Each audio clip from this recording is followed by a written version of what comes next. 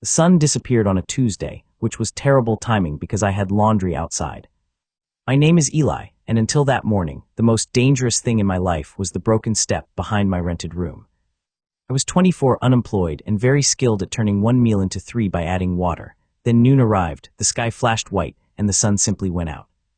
It did not explode, it did not fall, it did not leave a dramatic hole surrounded by fire. One moment it was there, and the next moment the sky looked like a black ocean with a few weak stars trapped inside it. For 6 full minutes, everyone stood still.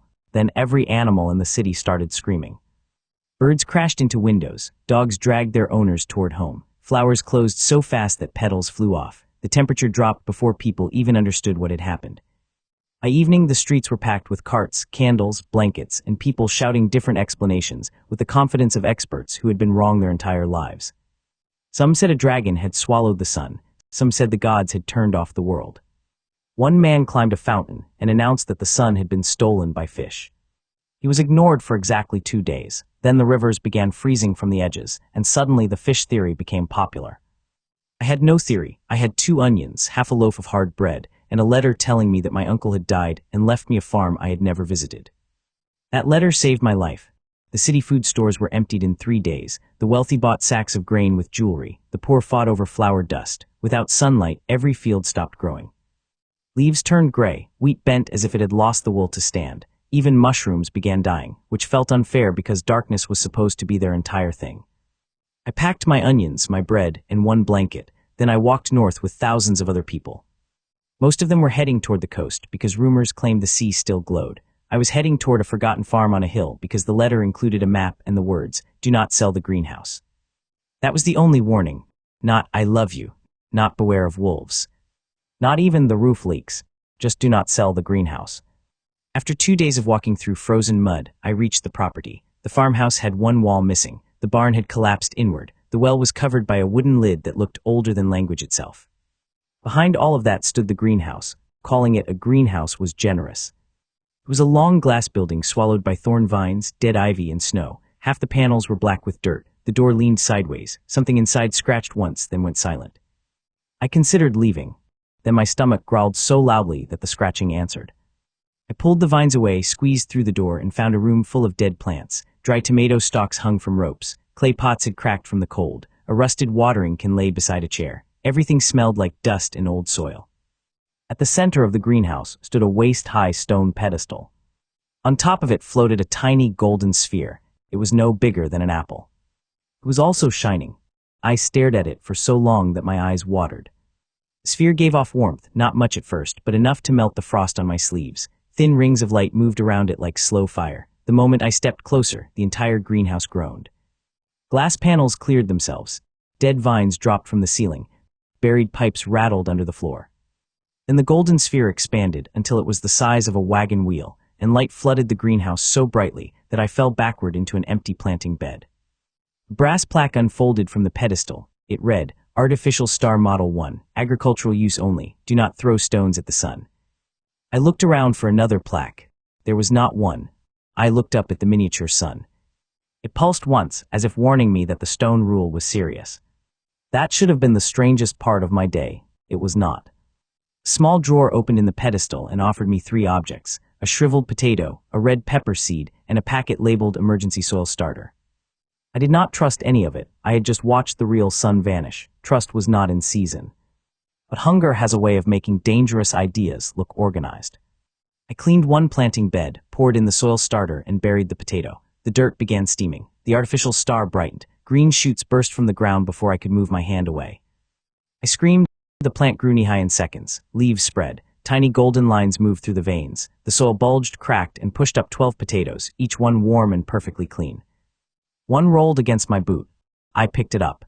A message appeared on its skin in raised letters. Stamina potato, best served roasted. Side effects may include confidence. I should have been afraid. Instead, I bit it raw. It tasted like butter, salt, and the first good decision I had made in years. Heat rushed through my body. My sore feet stopped hurting. My hunger vanished. My back straightened. I felt as if I had slept for 3 days and then been complimented by someone important.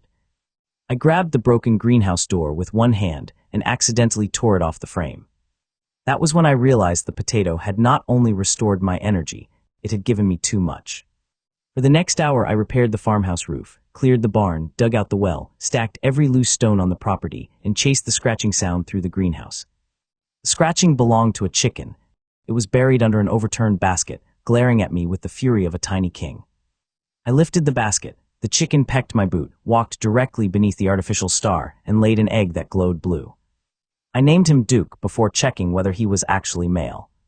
Duke did not care. Duke cared about violence and seeds.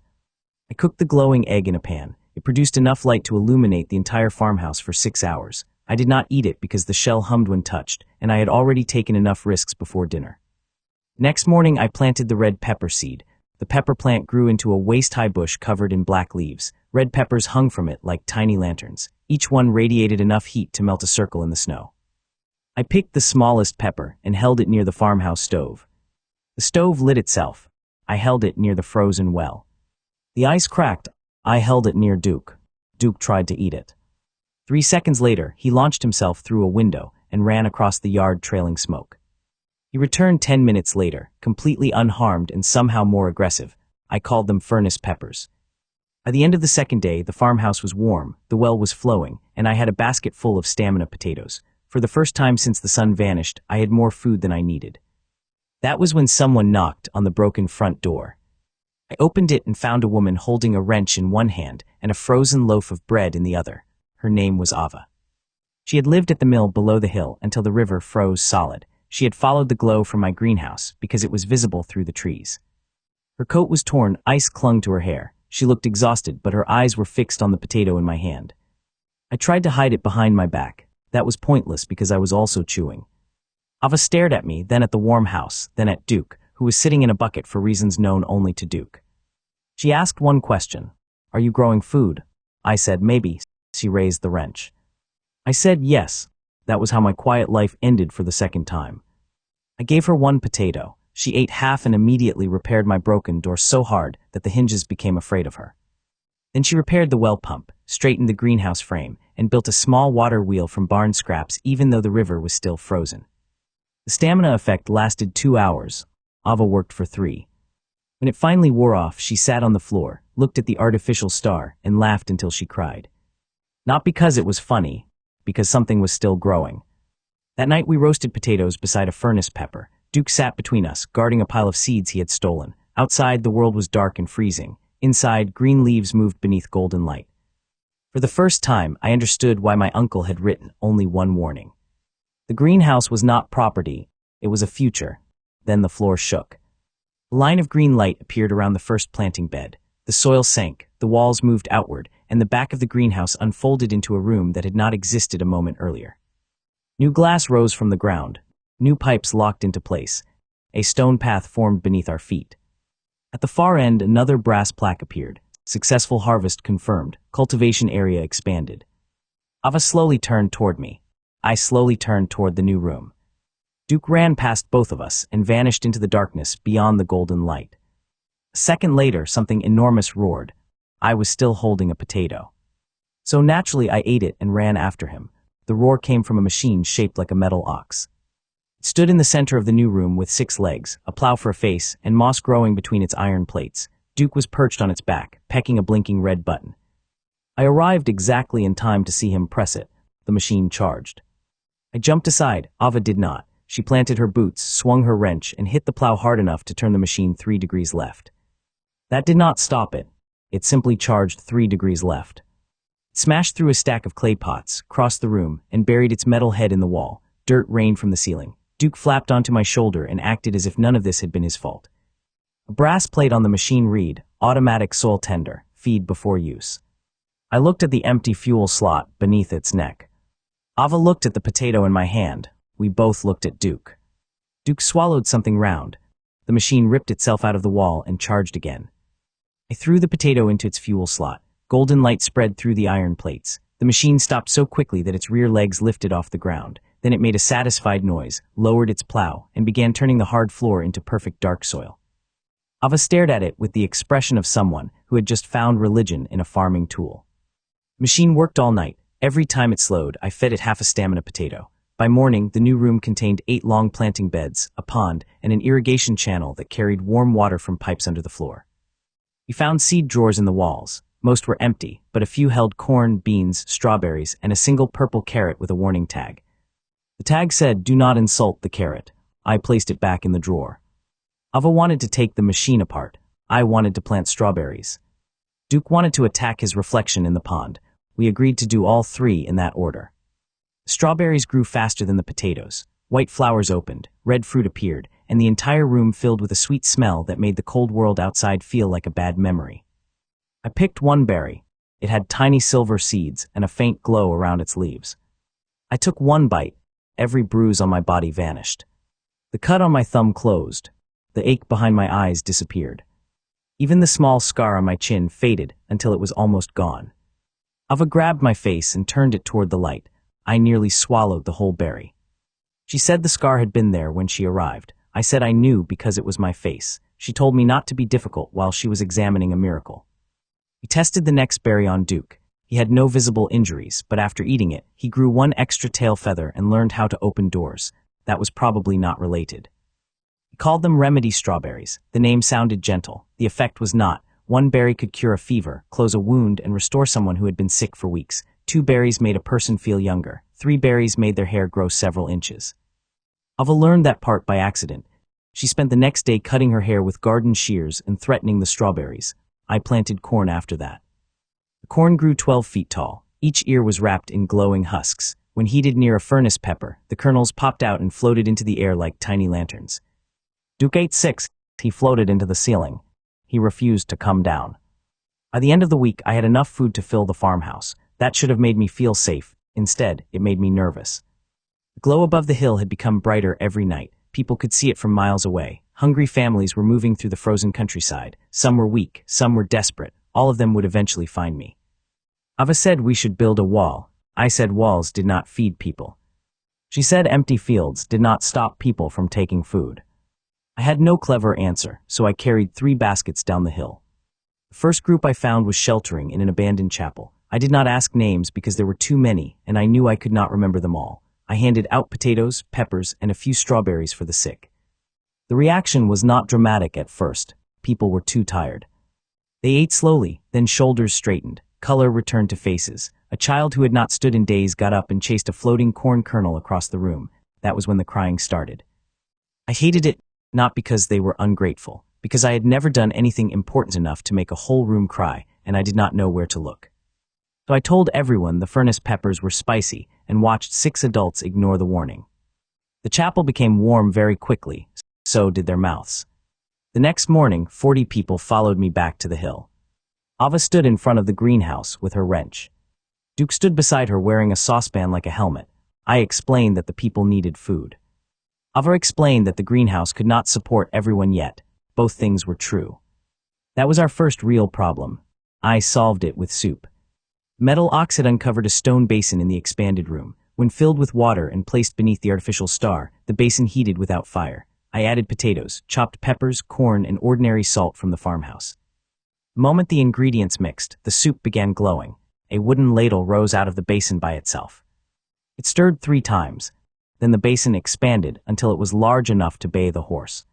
The plaque on its side lit up. Community meal detected. Volume adjustment active. Ava looked at me. I looked at the soup. Duke jumped in. We pulled him out before anyone noticed. That basin produced 200 bowls of soup from enough ingredients for 20. It did not create food from nothing. It borrowed growth from the next harvest, which we learned when half the potato plants shrank afterward, but it bought us time. For the next 10 days, the hill became a strange little camp. People repaired the farmhouse, cleared snow, and built shelters using wood from the fallen barn. In exchange, I fed them. I did not own them. They did not owe me. Everyone simply worked because freezing was unpleasant and soup tasted better indoors. Ava organized the repairs by pointing her wrench at things. I handled the greenhouse. Duke stole gloves. The greenhouse expanded after every successful harvest, but not in the same way. Potatoes added planting beds. Peppers added heated floors. Strawberries added a clean white room full of shelves and silver water taps. Corn added tall ceilings and hanging rails where floating kernels could drift without getting lost. The place was becoming less like a greenhouse and more like a farm designed by someone who had only heard farms described during a fever. And the beans matured. They were blue, not dark blue, bright blue with small sparks jumping between the pods. Ava touched one and flew backward into a hay pile. She stood up smiling. That was the most frightening thing I had seen since the sun vanished. Beans stored electricity. A handful could power a lamp for days. A full basket could restart the old mill below the hill. Ava planted 12 rows before I could stop her. 3 days later, the mill wheel began turning, even though the river remained frozen. She had built a cable from greenhouse wire, copper pans, and what she claimed was reasonable optimism. The blue beans fed power into the mill. The mill ground corn into flour. The flour became bread. That was when Ben arrived. He was a cook from the nearest town, although he introduced himself by saying, "I can make bread without insulting it." He carried a cast iron pan, 3 knives, and no food. Ben was thin, tired, and so offended by our soup that I almost sent him away. He tasted 1 spoonful, stared into the basin, and said it had the texture of wet socks. Ava raised her wrench. I asked him to prove he could do better. He used corn flour, potato mash, chopped furnace pepper, and 1 blue bean to create a flatbread that crackled with tiny sparks. The crust stayed hot. The center restored stamina. When torn, it released enough light to fill the room. Everyone in camp received a piece. For 10 beautiful minutes, nobody spoke. Then Duke stole an entire loaf and ran into the greenhouse. Ben chased him. Ava chased Ben because he was holding a knife. I chased Ava because the blue bean rows had started shaking. The soil split open. Thick vines burst upward, twisting around the rails and pipes. The bean plants had grown past the ceiling and into the structure itself. Blue sparks raced through the greenhouse. Lamps flashed. The metal ox began plowing backward. The soup basin started singing. At the center of the room, a massive pod swelled until it was larger than a wagon. Ava shouted that we had overloaded the irrigation grid. Ben shouted that Duke had eaten the special bread. I shouted that neither problem seemed related. Then the giant pod opened. Inside was a single bean made of solid lightning. It floated into the air, cracked once, and released a pulse that traveled through every pipe, wire, and glass panel. The artificial star flared. The greenhouse doors slammed shut. Outside, the dark hill disappeared behind a wall of blue light. For 1 second, I thought we had destroyed the only source of food left in the region. Then the light faded. The greenhouse had doubled in size. A glowing sign appeared above the entrance. It read, "Agricultural District Established." Ben slowly lowered his pan. Ava slowly lowered her wrench. I looked through the new glass corridors, the rows of empty buildings, and the broad stone road stretching beneath the artificial sun. We had not grown a farm. We had grown the beginning of a town. Then someone outside screamed that the snow was moving. I opened the door. The entire hillside was covered in white shapes tunneling toward us, and every shape was hungry. The moving snow reached the greenhouse fence in less than a minute. Hundreds of pale creatures burst from the ground. They were shaped like moles, except each one was the size of a barrel and covered in frost instead of fur. Their claws were made of ice, their noses steamed, their mouths were full of flat teeth meant for crushing roots. They ignored the people. They ignored the buildings. They went straight for my potatoes. I had discovered my true enemy, and it was agricultural theft. I grabbed a furnace pepper in each hand and ran outside. Ava carried a shovel connected to 2 blue beans. Ben held his cast iron pan like he had been waiting his entire life for vegetables to become a combat style. Duke wore the saucepan again. The first frost mole jumped at me. I threw a pepper. The creature swallowed it. For 1 hopeful second, nothing happened. Then steam blasted from its ears, its frost coating melted, and it rolled downhill like a wet rug. The others kept coming. Ava slammed her charged shovel into the snow. Blue light spread through the ground. Dozens of frost moles jumped straight upward, surprised by electricity they had clearly not expected from dirt. Ben hit them in the air with his pan. It was not elegant. It was extremely effective. Duke attacked whichever ones were already unconscious. He could stop a few, but there were hundreds. The hillside churned. Tunnels opened under the shelters. People carried baskets and children toward the stone road inside the greenhouse. The artificial star brightened as the doors remained open, pouring gold light across the snow. The frost moles hesitated. Then the largest one rose from the ground. It was bigger than the farmhouse. Its back was covered in blue ice spikes. Its claws cut trenches through the hill. It sniffed once, locked onto the potato beds, and charged. I had no weapon large enough, so I used dinner. I rolled the community soup basin onto the road. Ben dumped in every furnace pepper we could spare. Ava connected the basin to a full basket of blue beans. I added 1 stamina potato because I was already committed to bad ideas. The soup turned red, then orange, then bright white. The giant frost mole opened its mouth. I kicked the basin downhill. It swallowed the entire thing. The creature stopped. Its eyes widened. A low whistle came from its stomach. Everyone on the hill took 3 careful steps backward. The mole sneezed.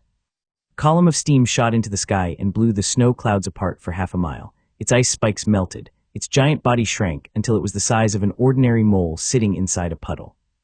Duke walked over and pecked it once. The little mole fainted. The remaining creatures fled, leaving the hillside full of holes and our potato beds untouched. I wanted to celebrate. Ava wanted to study the tunnels. Ben wanted his soup basin back. Duke wanted to eat the mole. We compromised by placing the mole in a basket and giving Duke a stern speech he ignored. The tunnels turned out to be useful. They connected to deep soil that had not frozen yet. Ava installed warm water pipes. I planted potatoes underground. The artificial star sent thin roots of light through the earth, and 3 days later we harvested tubers the size of chairs. The greenhouse expanded again. This time, the new area was below us.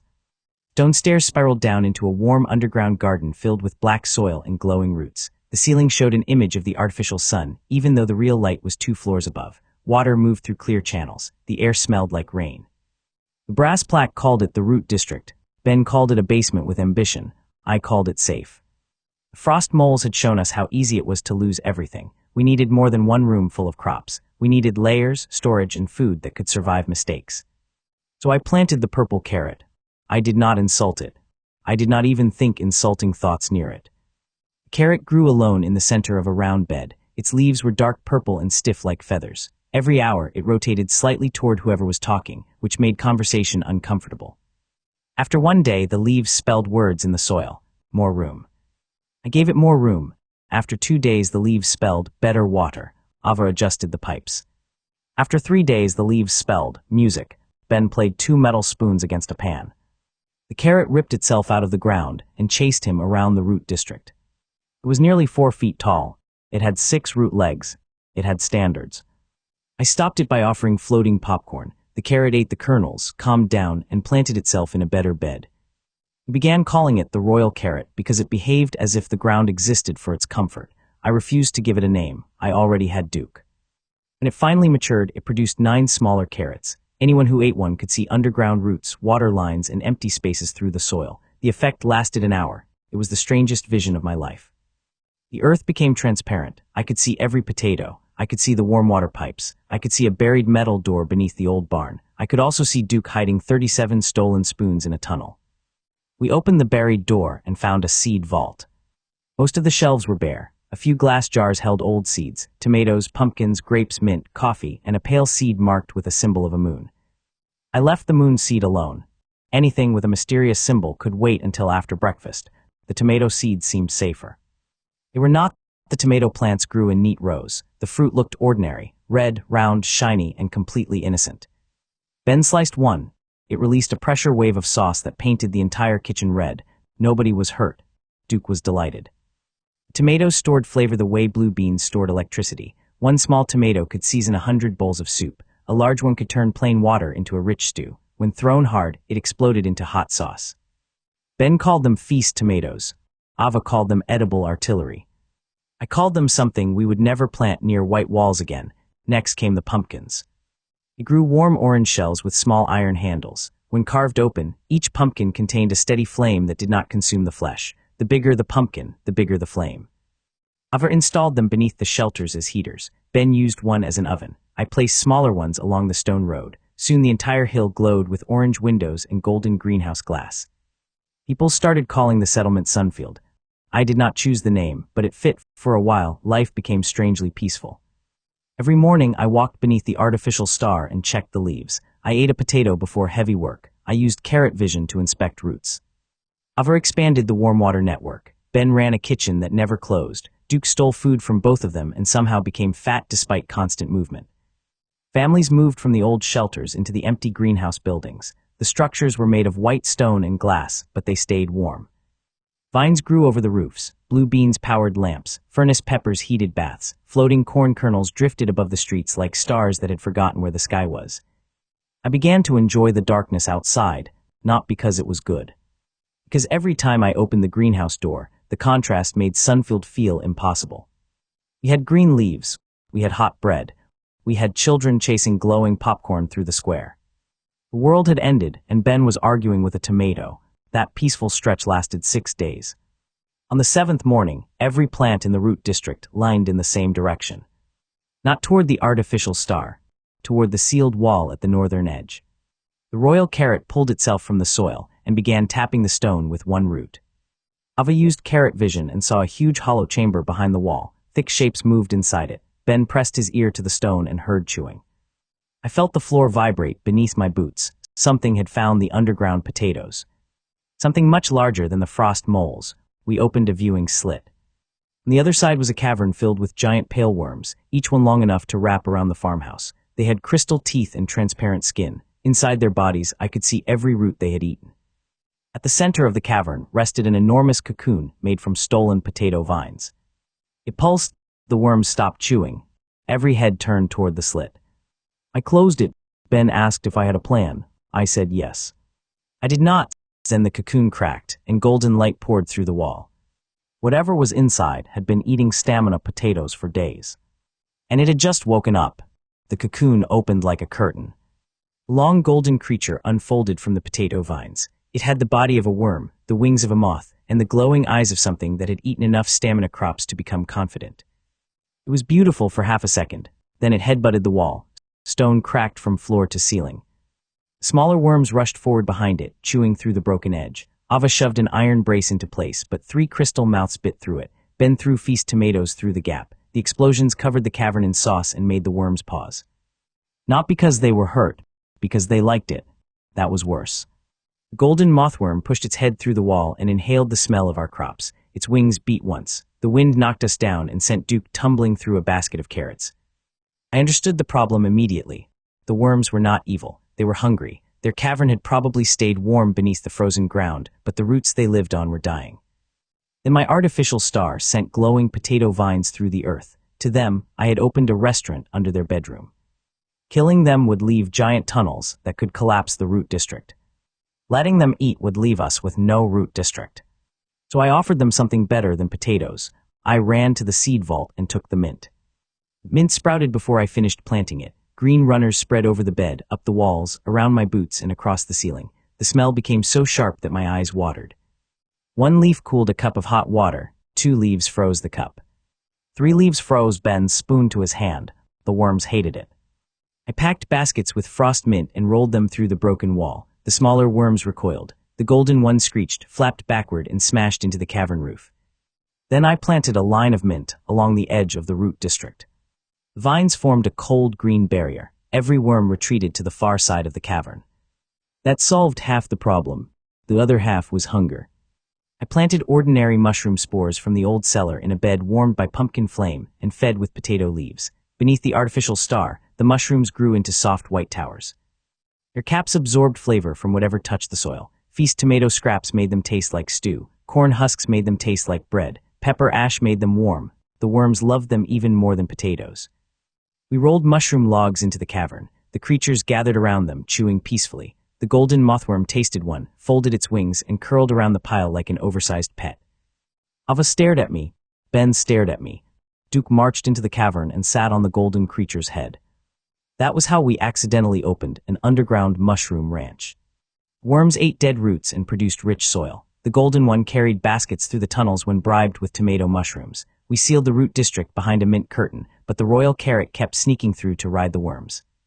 I stopped asking questions. The harvest expanded the greenhouse again.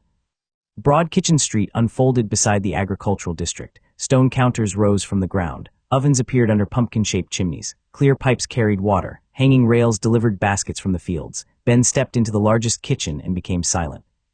For a man who had criticized my soup while starving, silence was serious. He touched the counter. He opened every oven. He examined the drains. Then he turned around with tears in his eyes and said he could feed everyone. He did. Breakfast became a daily event. Potato cakes restored stamina. Pepper jam warmed the body. Cornbread glowed. Tomato stew tasted like a meal from a rich inn. Strawberry slices cured coughs and bad moods. Mint water stayed cold without ice. Blue bean sugar crackled on top of pastries. People stopped measuring survival in days. They started asking what was for dinner. That change mattered more than any expansion. Once people believed there would be another meal, they started making things that were not necessary. Someone carved toys. Someone painted signs. Someone planted flowers along the road even though flowers could not be eaten. The Artificial star changed those flowers too. One kind opened only when someone laughed nearby. Another released tiny lights that followed lonely people home. A yellow flower made a trumpet sound whenever Duke approached, which exposed several of his thefts. Sunfield became loud. It became messy. It became alive. I enjoyed it so much that I almost forgot the sky was empty. Then the darkness above us moved. At first I thought it was cloud cover. Then a shape larger than the hill passed between the stars. It had fins like a fish and a long tail made of drifting black ribbons. A second shape followed, then a third. They floated through the air without wings, silent and slow. Their bodies were almost invisible except when the greenhouse light touched their silver undersides. Night whales. Nobody knew what else to call them. They circled Sunfield for hours. The smallest was the length of a street. The largest could have swallowed the greenhouse roof. Their low calls vibrated through glass and bone. People hid inside. Ava built a beam-powered launcher. Ben prepared enough pepper paste to insult the sky. I climbed onto the greenhouse roof with a basket of floating corn. This was not bravery. This was the result of noticing that the whales followed the corn lights, drifting near the ceiling. I released one kernel. It floated upward. The smallest whale turned. I released another. It followed. Soon I had a line of glowing popcorn rising into the dark like a trail of stars. The whale descended, opened a mouth wide enough to contain a house, and gently swallowed the lights. Then it sneezed. Hundreds of glowing kernels burst from the breathing vents along its back. They floated around it in a bright cloud. The other whales rushed in. For the next hour, the sky above Sunfield became a feeding ground. Night whales rolled through floating corn, covering themselves in light. Their silver bellies reflected the artificial star. Children came out of hiding and pointed upward. Even Ava lowered the launcher. Ben still held the pepper paste. He said trust had limits. Whales did not attack. They wanted warmth and light. The vanished sun had probably destroyed the strange air currents they followed. Our greenhouse was the brightest thing for hundreds of miles. That night they slept above us. Their bodies formed a moving ceiling. Their low songs made the glass vibrate gently. Snow melted wherever their warm breath touched the ground. By morning, the largest whale had left something on the greenhouse roof. A seed. It was the size of my head, wrapped in silver fibers and still warm. Ava wanted to test it. Ben wanted to cook it. Duke wanted to peck it. I placed it in the seed vault beside the moon seed. Mystery seeds were multiplying faster than my courage. Whales returned every few nights after that. We fed them floating corn. They carried warm air across the hill. Sometimes they dropped odd things collected from far away, shells from the frozen sea, black stones that hummed, broken wagon wheels, once an entire fishing boat. The boat landed in Ava's workshop. She repaired it anyway. Life became calmer again, but the greenhouse never stopped growing. Grapes covered an archway and produced juice that let people share dreams for a few minutes. We stopped serving that at dinner after an entire table dreamed they were Duke and woke up trying to steal spoons. Coffee plants grew silver beans that sharpened thought. 1 cup helped Ava design a water pump. 3 cups made her build a rotating bridge that nobody had requested. 5 cups made her understand the metal ox. She did not sleep for 2 days. After that, Ben controlled the coffee supply. Pumpkins grew larger. The biggest became heated houses. Families moved into carved orange rooms that smelled faintly sweet. When the shells aged, they hardened into wood. Sunfield gained an entire curved neighborhood without cutting a single tree. The artificial star rose higher as the greenhouse ceiling expanded. Its light became softer in the evening and bright in the morning, as if it remembered the rhythm of the missing sun. I began waking before it brightened, just to watch the first gold spread across the glass streets. Then one morning it did not brighten. The artificial star stayed dim. Every leaf drooped. The floating corn fell from the air. The blue beans stopped sparking. A crack had appeared across the golden sphere. Under the crack, something dark was leaking out. Dark liquid fell from the artificial star in slow drops. Each drop vanished before touching the floor, but the air turned colder wherever it passed. Plants bent away from it. The metal ox stopped in the middle of a row and lowered its head like a tired animal. Ava climbed the pedestal with 3 tools between her teeth. The moment she touched the golden sphere, the crack widened. I pulled her down before a ribbon of darkness could wrap around her arm. Ben brought a furnace pepper close. The pepper went black. Duke pecked the pedestal. For once, nothing exploded. He had relied on the artificial star for weeks without understanding it. It warmed the soil, powered the expansions, changed the crops, and made the impossible feel normal. Now it was breaking, and the only instruction we had was not to throw stones. I checked the pedestal for hidden panels. There were none. I checked the brass plaque. It still said not to throw stones. I checked the seed vault because mystery objects seemed to attract answers. The moon seed was glowing. I had avoided it since finding it underground. It was pale, smooth, and marked with a crescent symbol. Now thin silver roots were pushing through the glass jar, reaching toward the weak artificial star. I planted it in an empty bed. A black vine burst from the soil. It did not grow toward the light. It grew around the absence of light. Every dark drop falling from the artificial star curved toward the vine and vanished into its leaves. The plant spread over a trellis, forming silver flowers that opened like tiny moons. The artificial star stopped leaking. It remained cracked, but the darkness had somewhere to go. The moon vine drank it. Then the flowers produced round, white fruit. I picked one and immediately became weightless. My boots left the ground. I rose past the trellis, past the bean rails, and toward the artificial star. Ava grabbed my ankle. She rose with me. Ben grabbed Ava. He rose too. Duke jumped onto Ben's head because Duke never missed a bad decision. The four of us floated beneath the cracked sun in a slow spinning chain. I bit the fruit again. Gravity returned. We landed in a pile of mushroom baskets. Moon fruit reduced weight. 1 bite made a person light. 2 bites made a cart float. 3 bites could lift a building, although I learned that later under safer conditions. At that moment, it gave us access to the artificial star. Ava tied herself to the pedestal, ate a controlled slice, and floated up with her tools. I followed with furnace pepper paste, blue bean wire, and no idea what I was doing. Up close, the artificial star was not a smooth sphere. It was made from thousands of overlapping golden plates, each thinner than a leaf. The crack ran between them. Inside was a spinning core of white fire surrounded by dark dust. Ava found 3 broken plates. We could not replace them with metal. Ordinary iron softened near the core. Glass melted. Stone crumbled. The only material that survived was pumpkin shell. Mature furnace pumpkin had a heat-proof inner layer. We cut it into thin scales, coated them with blue bean resin, and patched the crack while floating in moon fruit belts. It was ridiculous. It worked. The artificial star flared so brightly that every shadow disappeared. Moonvine released a cloud of silver petals. The crops straightened. The corn rose. Sparks returned to the bean fields. The metal ox lifted its head and immediately ran over a watering can. The crisis was over. Then the star produced a sound like a satisfied bell. A compartment opened in the pedestal. Inside was a tiny watering can made of gold. Ava picked it up. The can filled itself with sunlight. Not water, sunlight. She poured 1 drop onto a dead flower. The flower exploded into a bush the size of a shed. We stared at the can. Duke tried to drink from it. We locked it in the seed vault. The repair caused the largest expansion yet. The greenhouse roof rose until the artificial star floated high above us like a real morning sun. Glass towers unfolded around the agricultural district. Terraces climbed the inner walls. New soil beds appeared on bridges and balconies. Waterfalls began flowing from channels that had not existed before. At the center, a broad circular plaza formed around the pedestal. The plaque changed. Agricultural City Foundation complete. Sunfield had become exactly that, a city. It was still small compared with the old cities, but it had streets, homes, workshops, farms, kitchens, baths, storage halls, and enough warm space for thousands. The artificial star moved across the glass sky during the day and dimmed at night. The moon vine covered the northern wall, creating a silver evening glow. The vanished sun had left the world with endless night. Inside Sunfield, we had morning again. People began arriving every day. Some came from nearby villages. Others crossed frozen roads for weeks after seeing the night whales glowing above the hill. They brought tools, cloth, books, livestock, seeds, and stories from places where the darkness had become cruel. I fed them. That part was simple. The hard part was finding enough space without turning Sunfield into a crowded mess.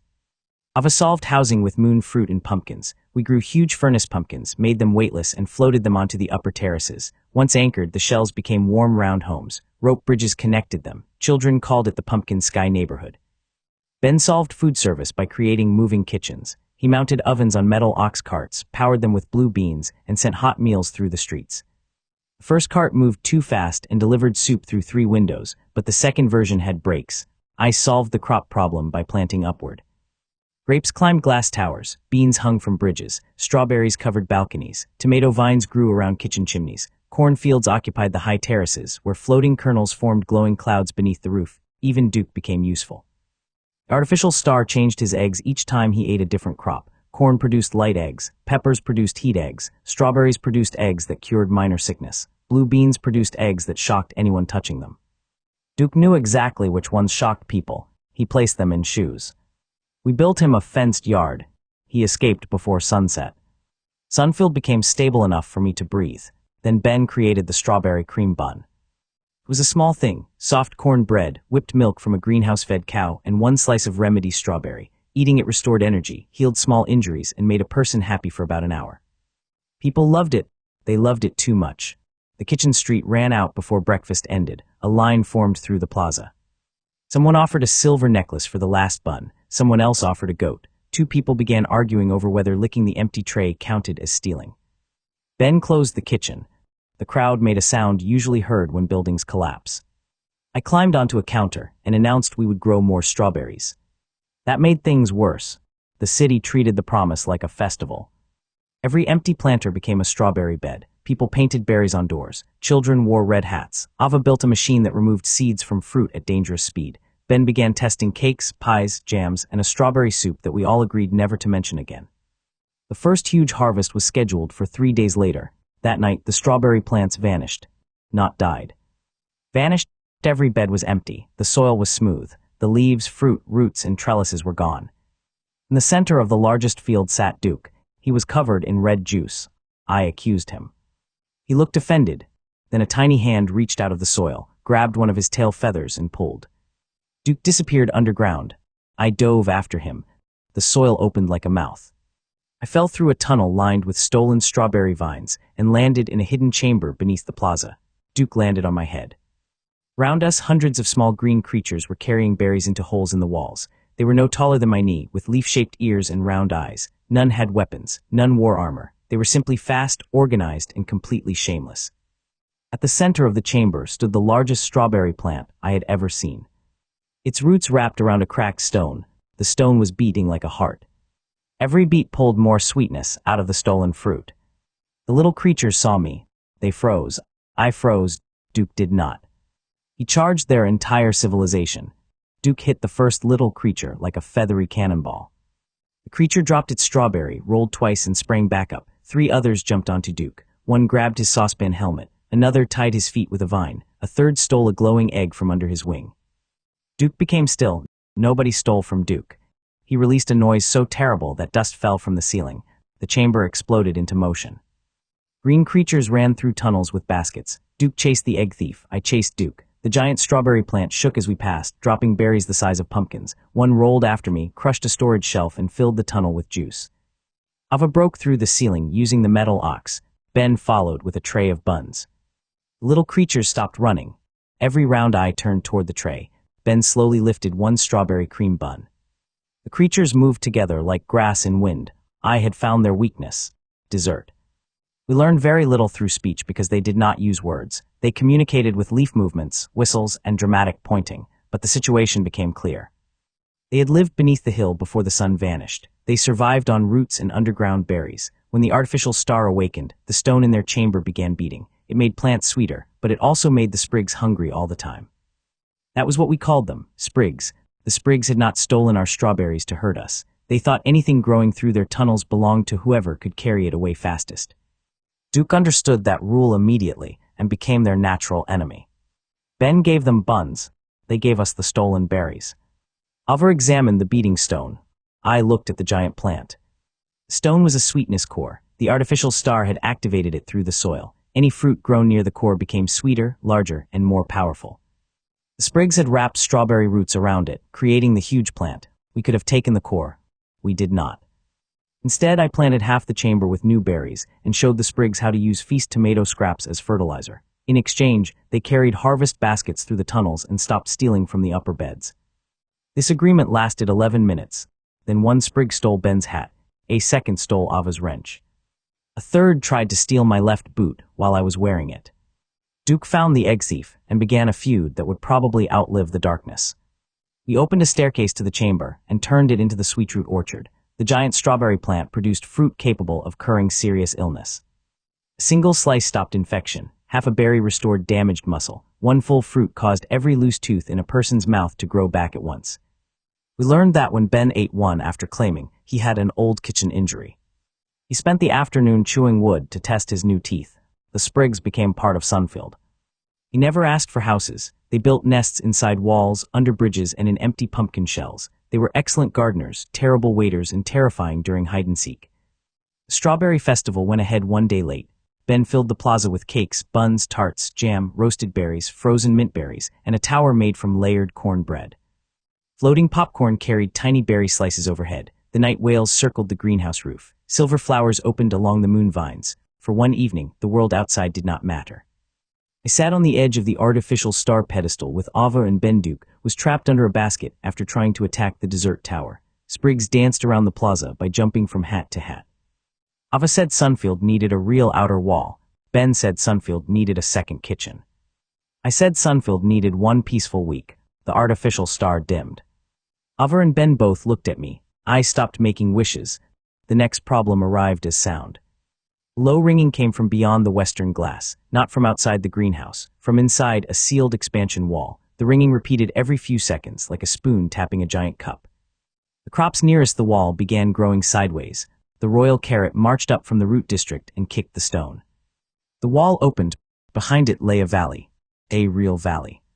Not a room shaped like one, an enormous inner landscape larger than the original hill. Green slopes curved beneath a glass sky. A river flowed through the center. At the far end stood a black mountain with smoke rising from its top. The artificial star's light reached the valley, but weakly. Most of the land remained dim. The ringing came from the mountain. We entered with one cart, 2 baskets of food, and Duke tied to the cart. The valley looked empty at first. Then the grass stood up and walked away. They were sheep. At least they had once been sheep. Their wool had become thick green moss. Flowers grew from their backs. Tiny mushrooms sprouted around their ears. They moved slowly, grazing on bare stone and leaving grass behind them. Ben called them walking gardens. Ava wanted 12. I wanted to know what was ringing inside the mountain. Duke wanted to fight the largest sheep. The sheep ignored him, which caused deep personal pain. He followed the river. Fish made of clear water swam against the current. When one jumped, it became a splash and reformed downstream. Trees along the bank grew silver bark and empty branches. The valley had life, but it was waiting for stronger light. The black mountain rang again. A crack opened near its base. Warm air rushed out, carrying the smell of bread. Ben ran inside before either of us could stop him. The tunnel led to a cavern full of stone ovens, hundreds of them. Some were small enough for a loaf, others were large enough for a house. All faced a central pillar made of dark crystal. Each time the pillar pulsed, the ovens rang. A plaque on the floor read, "Seasonal climate furnace, fuel required." Ava forgot about the sheep. She circled the pillar, tapped it, listened, and smiled the same dangerous smile she had shown when discovering blue beans. The valley was not naturally dark. It had its own artificial season engine. The engine was empty. We filled the smallest furnace with a pepper. The valley warmed by 1 degree. We filled 10 furnaces with pumpkin flame. Clouds formed under the glass roof. We connected blue beans to the dark pillar. Lightning traveled through it and struck the mountain ceiling.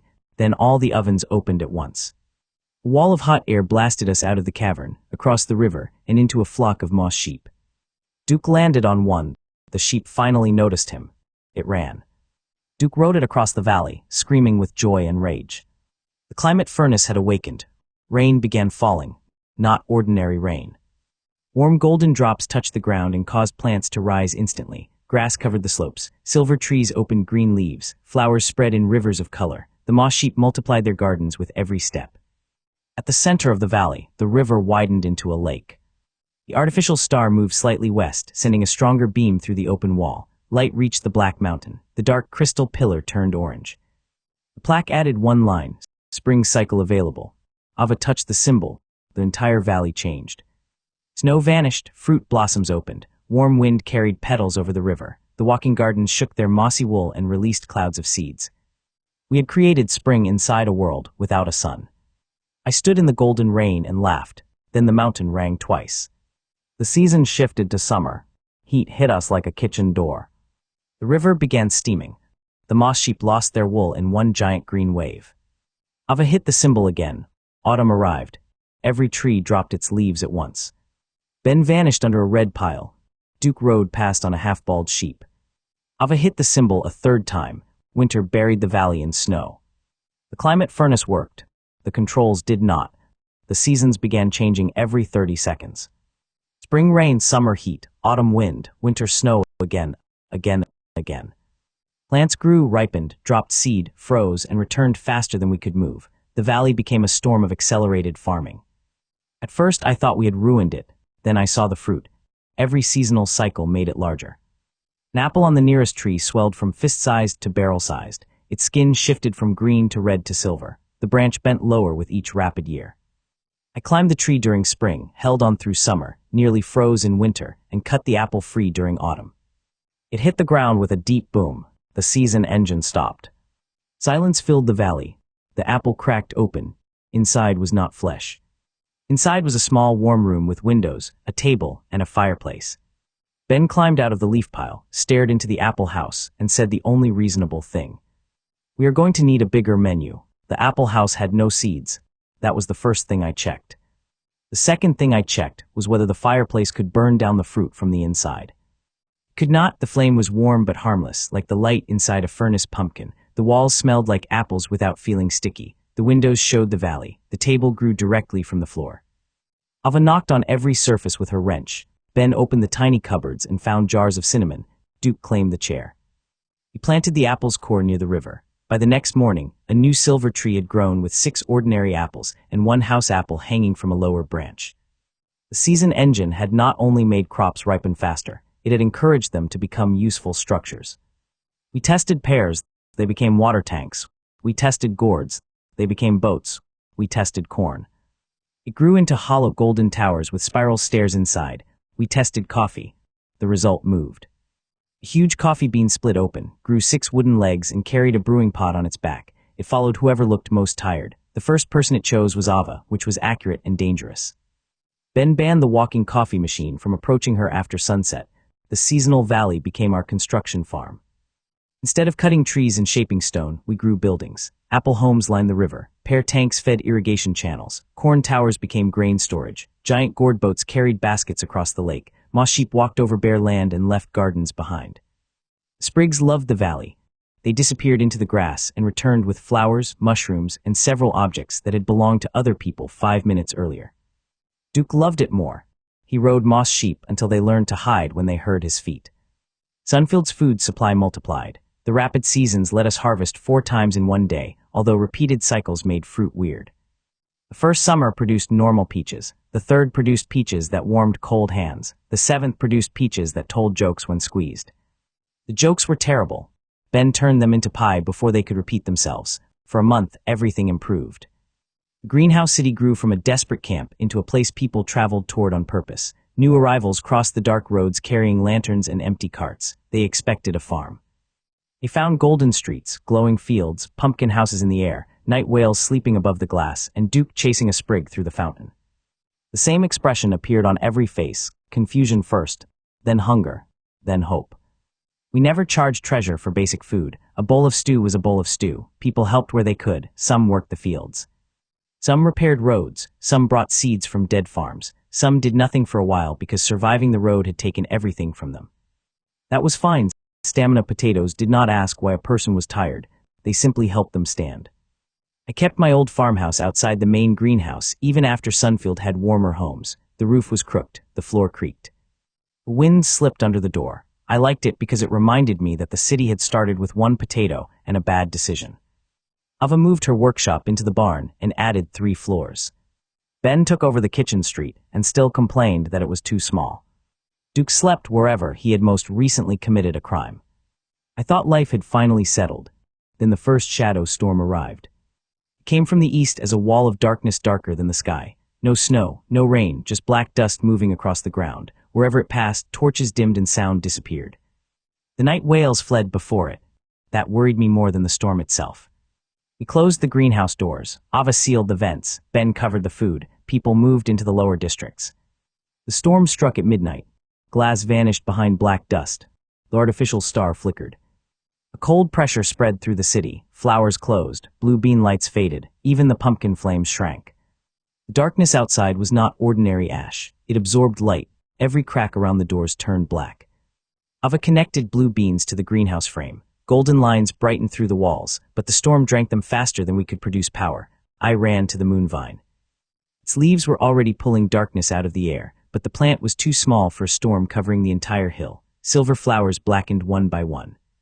The artificial star dimmed further. We needed more moon vine.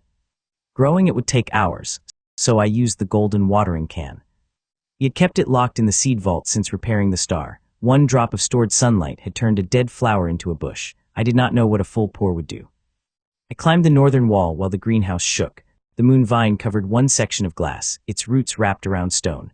I uncorked the golden can and poured a thin line along the base. Sunlight flowed out like liquid fire. The vine exploded. Black stems shot across the wall, over the roof, around the towers, and through the outer frame. Silver leaves opened by the thousands. Moonflowers spread across the entire greenhouse. A shadow storm struck them. Every leaf began drinking.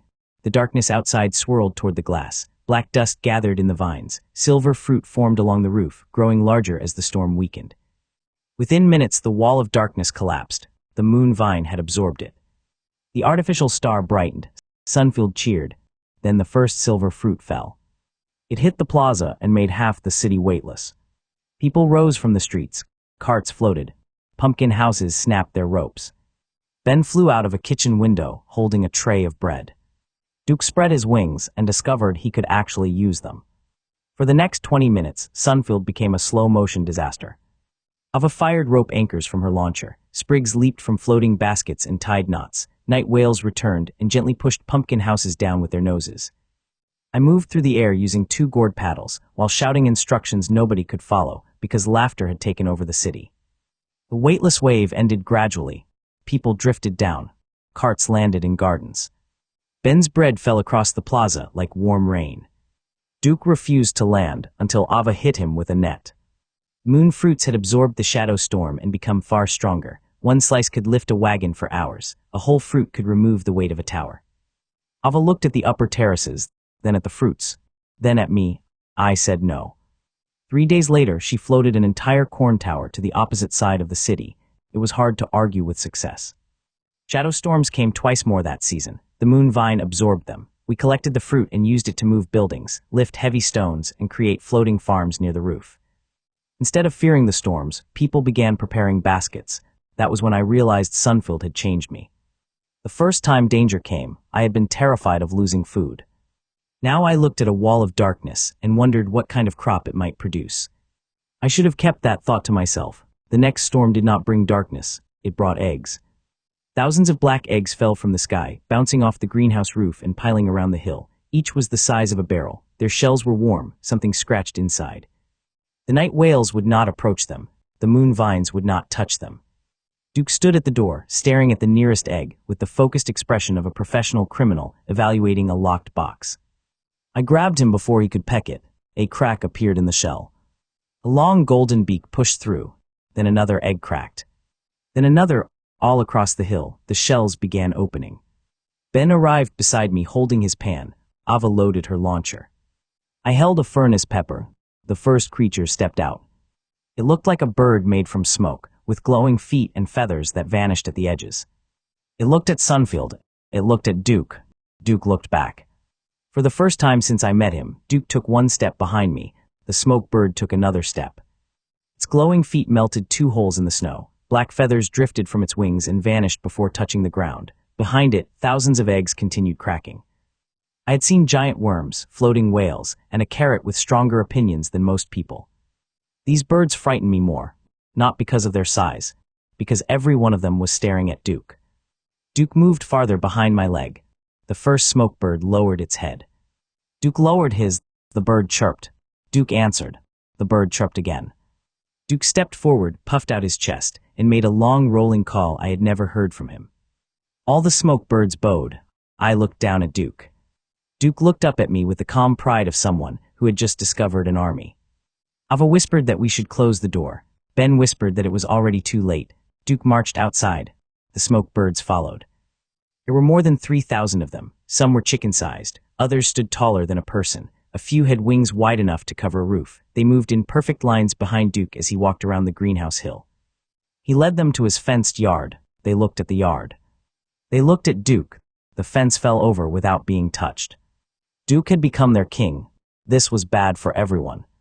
Smoke birds did not eat crops. They ate ash, soot, burned wood, and the black residue left by shadow storms. Their bodies turned waste into heat. Wherever they slept, the ground remained warm. They were also obsessed with order. At sunrise, they arranged themselves by size. At noon, they cleaned the paths with their wings. At night, they gathered around Duke and listened while he made noises that sounded important. Duke had no idea what he was saying, neither did they. Within a week, the birds had built him a nest on top of the old farmhouse, using spoons, tools, greenhouse wire, and Ben's missing pie trays. Ava demanded her wrench back. The birds offered her a black feather. She touched it. The feather burst into flame. She accepted the trade.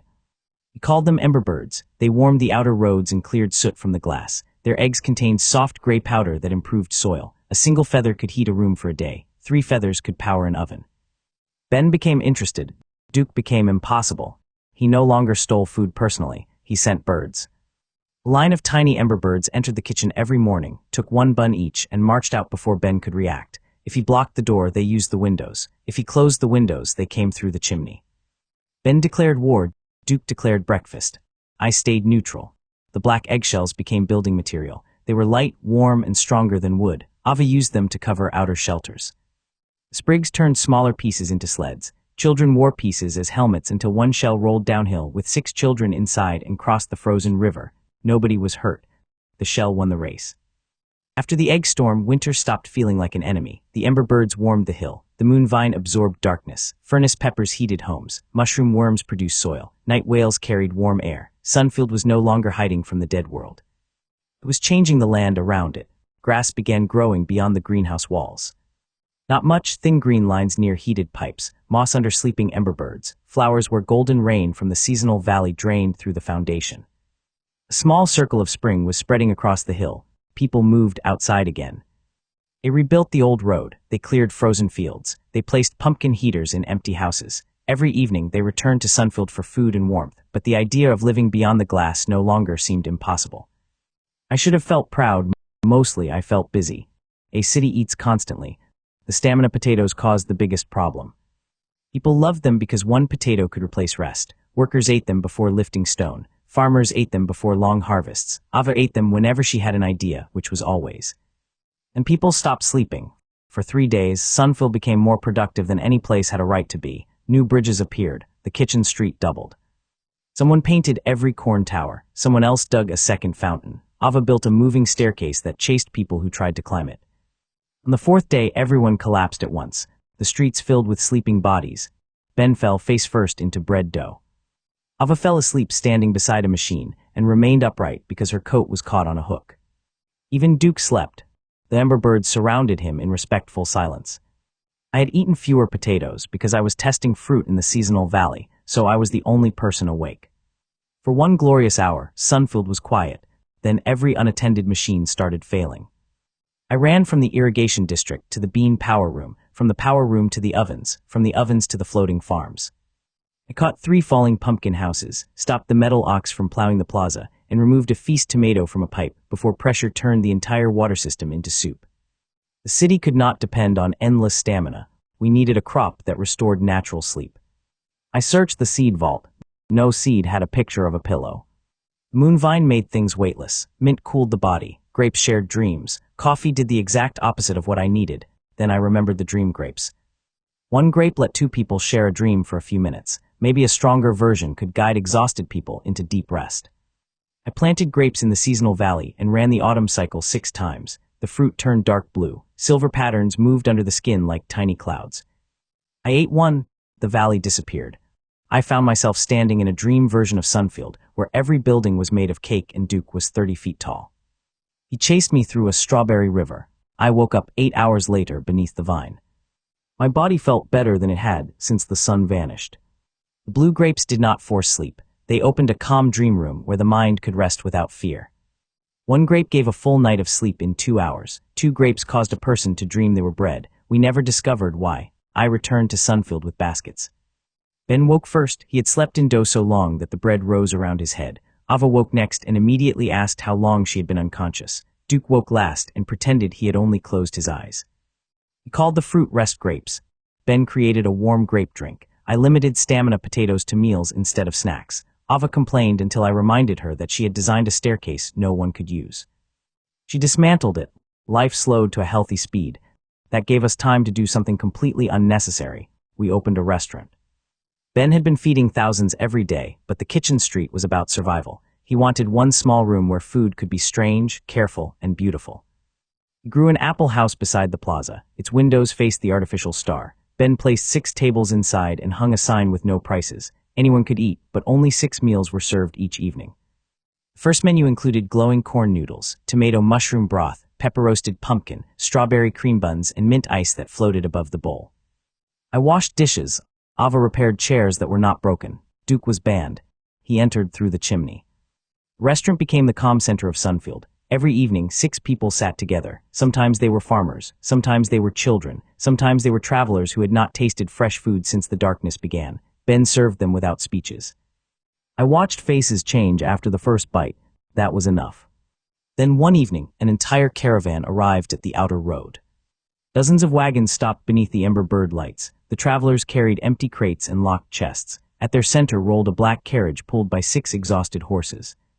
A man stepped out wearing a coat worth more than my old city block. He was not armored. He did not carry a weapon. He carried a wooden bowl. He looked at the glowing greenhouse city, breathed in the smell of fresh bread, and fell to his knees in the snow. Behind him, servants opened the chests. Gold filled the road with reflected light. The man raised the empty bowl toward me and said he would trade everything for 1 basket of food. I was sitting on the greenhouse step, eating fresh strawberries. I looked at the gold. I looked at the strawberry in my hand. Then I asked the man if he had brought any salt. The man blinked. Behind him, everyone in the caravan stopped breathing. He looked back at the open chests, gold bars, silver cups, strings of jewels, a statue made from some green stone I could not identify. Then he looked at his attendants and asked whether anyone had brought salt. Nobody had. Ben appeared beside me so silently that I nearly dropped my strawberry. He studied the treasure with the bored expression of a cook inspecting dirty plates. Then he told the man that gold did not season soup. Ava arrived holding a wrench and a piece of the moving staircase she had finally dismantled. Duke arrived with 200 ember birds. The man on his knees looked from one of us to the next. Then he laughed. Not a polite laugh, a tired, cracked, helpless laugh. His name was Cole. He was a king. I did not know that because of his coat. I knew because one of his attendants whispered the word with the panic of someone watching a king bargain with a farmer over salt. I had expected a king to feel different. Cole looked hungry. That made him ordinary.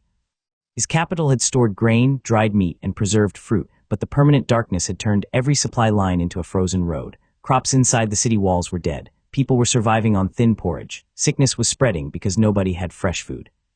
Cole had crossed the dark countryside carrying treasure, because treasure was the only thing his city still had in abundance. He expected me to demand all of it. I gave him a strawberry.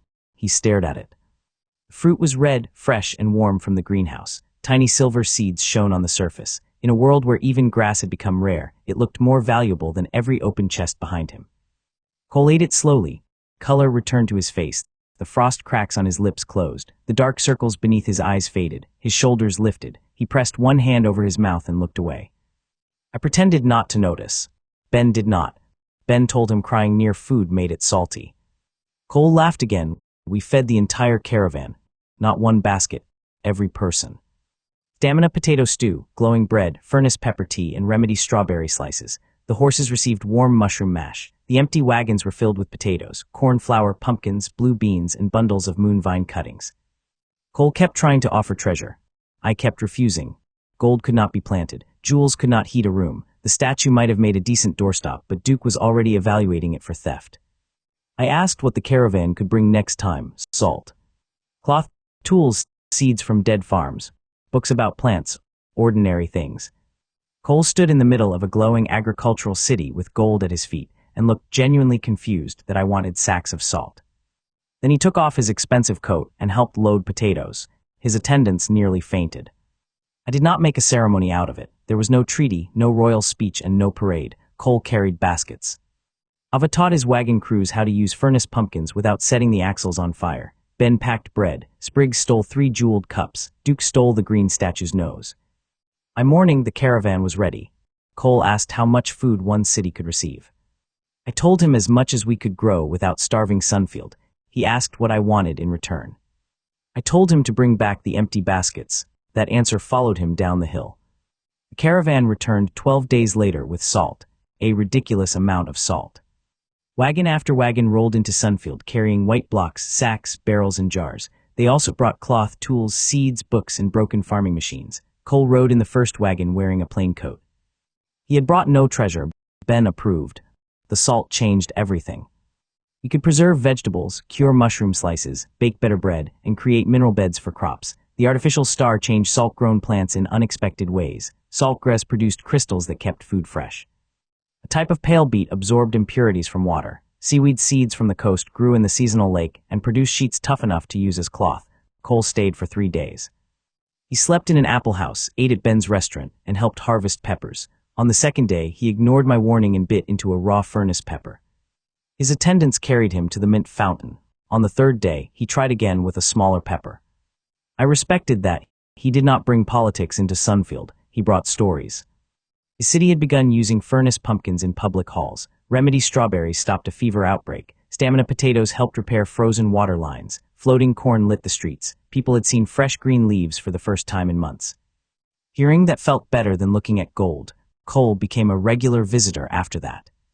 Sometimes he arrived with wagons, sometimes with only 2 horses and a sack of seeds. He never wore a crown. The first time someone tried to announce him in the plaza, a sprig stole the announcement paper and Duke chased the speaker into a fountain.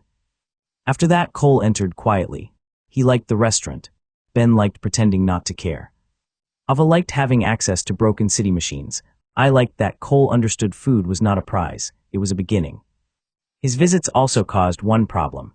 More people learned Sunfield existed. Caravans arrived from distant regions. Some brought good seeds, some brought useless treasure. One brought 50 clocks because they assumed a city with an artificial sun must care deeply about time. We hung the clocks in the coffee house. They all disagreed.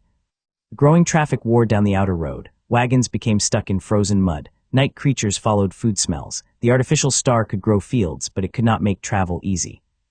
Ava proposed a moving road. I said no. She built it anyway.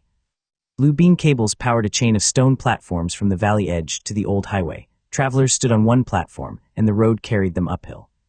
The first test launched Ben into a pumpkin house. The second moved backward.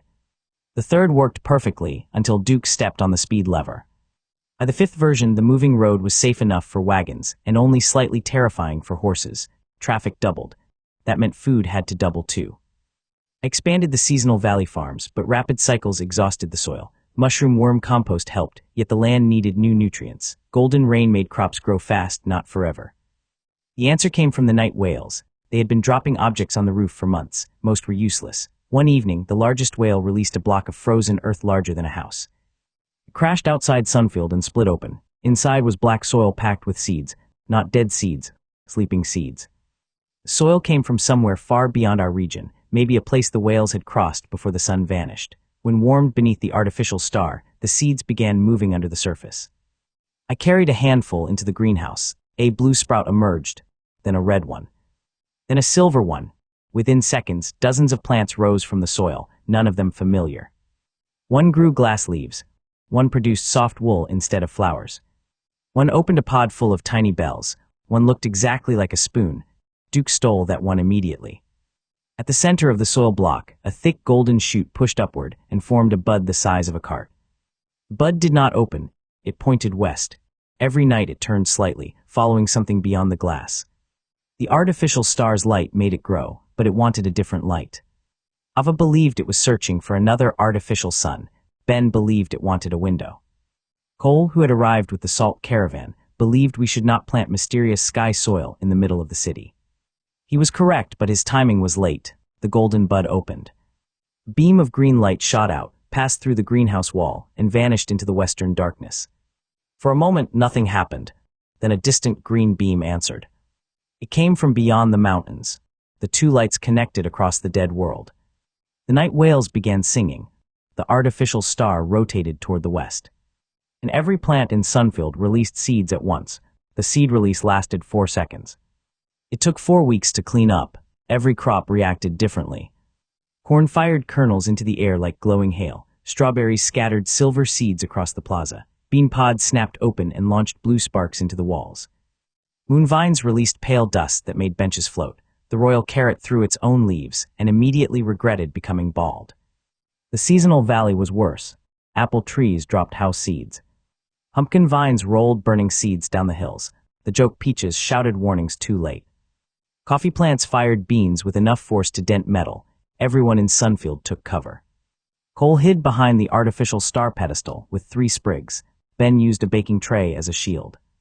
Ava stood in the middle of the storm, holding an open bag because she never saw danger when free materials were involved.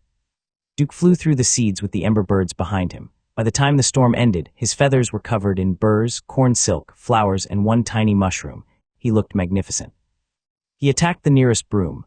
The green beam remained connected to the western mountains for an hour. It did not burn anything. It simply passed through glass and darkness, thin and steady. The golden bud at the center of the sky soil unfolded into a compass flower. Its petals formed a map of light. The map showed Sunfield as one golden point. Far to the west, another green point pulsed. Between them stretched mountains, frozen forests, and a wide black region where no stars could be seen. Cole asked if the green point was another greenhouse. Ava said there was only one way to know. Ben said the one way should wait until after lunch. I agreed with Ben. The beam faded before we decided anything. The compass flower remained. Every evening its petals pointed west. Every morning it produced one hard green seed. I planted the first seed. A ladder grew, not a vine shaped like a ladder. An actual living ladder with wooden rungs and leaves along the sides. It climbed the nearest wall, reached the roof, and kept growing. Ava cut it loose before it pushed through the glass. We planted the second seed inside the seasonal valley. It grew into a bridge between 2 hills. The third became a spiral staircase. The fourth became a door. The door stood alone in a field and opened into a small storage room that should not have fit inside its frame. The compass plant produced construction seeds. Sunfield no longer needed to shape buildings. We could plant paths. We could grow bridges. We could raise stairs from soil. The greenhouse city expanded upward and outward faster than ever. Ava designed entire neighborhoods by arranging seeds in lines. Apple houses grew along living streets. Grape arches connected corn towers. Moon fruit lifted gardens onto green bridges. Pear tanks supplied waterfalls. Ember birds nested beneath the warm roads. Ben planted one construction seed behind his restaurant, hoping for a pantry. It grew into a dining hall with 200 seats. He stood in the doorway for 10 minutes. Then he sighed and expanded the menu. The growth created a new problem. Sunfield became too large to walk across quickly. The seasonal valley alone took an hour from end to end. The root district stretched beneath several streets. Floating farms moved near the roof. People spent more time reaching fields than working in them. Ava proposed transportation. I did not say no this time.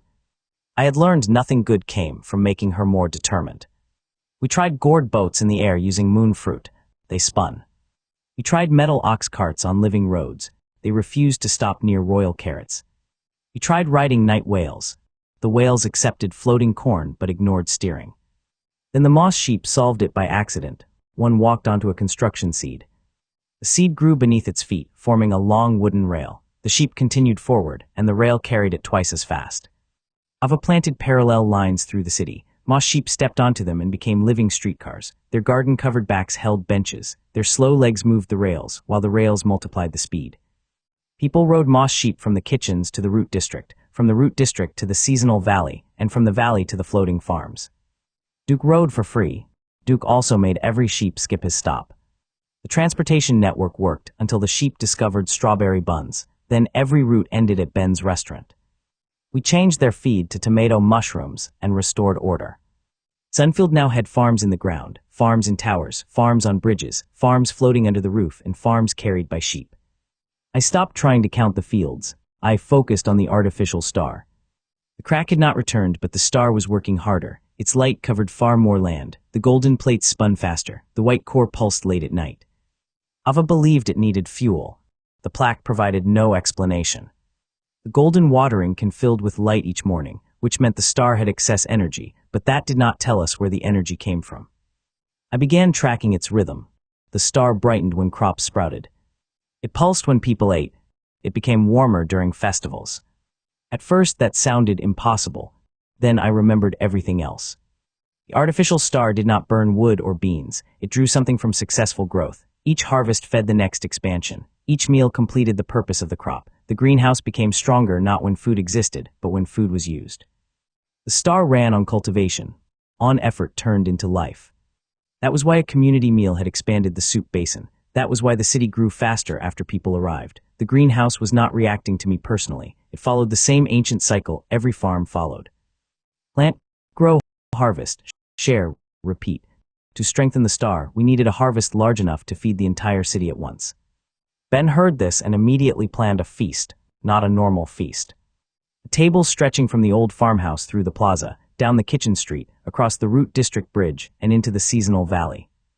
Every crop would be used, every oven would burn, every person would eat together. Ava built rolling kitchens, Spriggs gathered fruit, moss sheep carried tables, ember birds heated outdoor ovens, night whales received baskets of floating corn above the roof. Cole returned with caravans of salt, flour, and preserved food from regions Sunfield had helped. He did not bring treasure, he brought a cooking apron. For 7 days the city prepared. The artificial star remained steady. On the 8th day the feast began. Potato dishes restored tired workers, pepper stews warmed the roads, blue bean candy sparked over tables, tomato mushrooms tasted like roast meat. Giant strawberries were sliced into wheels, moon fruit bubbles floated drinks above cups, dream grape cakes gave everyone the same dream of Duke being chased by spoons. Duke refused to eat cake after that. The feast lasted from artificial morning to artificial night. The star grew brighter with every shared meal. Golden lines spread through the city foundations, the glass towers lit from within, the moon vines bloomed silver, the seasonal valley produced gentle rain.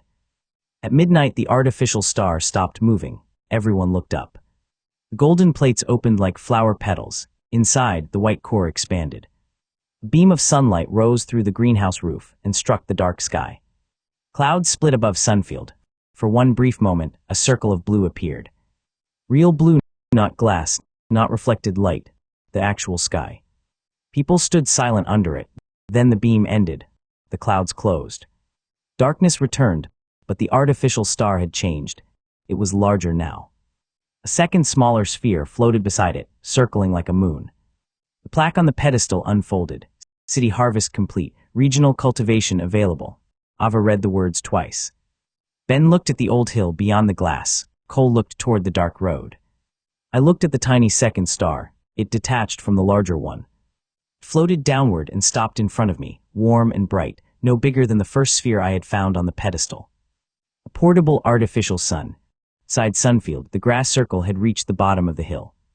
Farther away, the dead fields waited beneath the darkness. The second star moved toward the door. Duke followed it. I followed Duke. The moment the little sun crossed outside, green shoots rose through the snow. The world beyond the greenhouse could grow again. That should have been the greatest discovery of my life. Then the western compass flower opened. Its petals showed the green point again. This time, the point was moving toward us. The green point crossed the western map slowly. At its speed, it would reach Sunfield in about 10 days. Ava wanted to build a tower to watch it. Ben wanted to prepare food in case it was hungry. Cole wanted to return to his city before whatever it was arrived.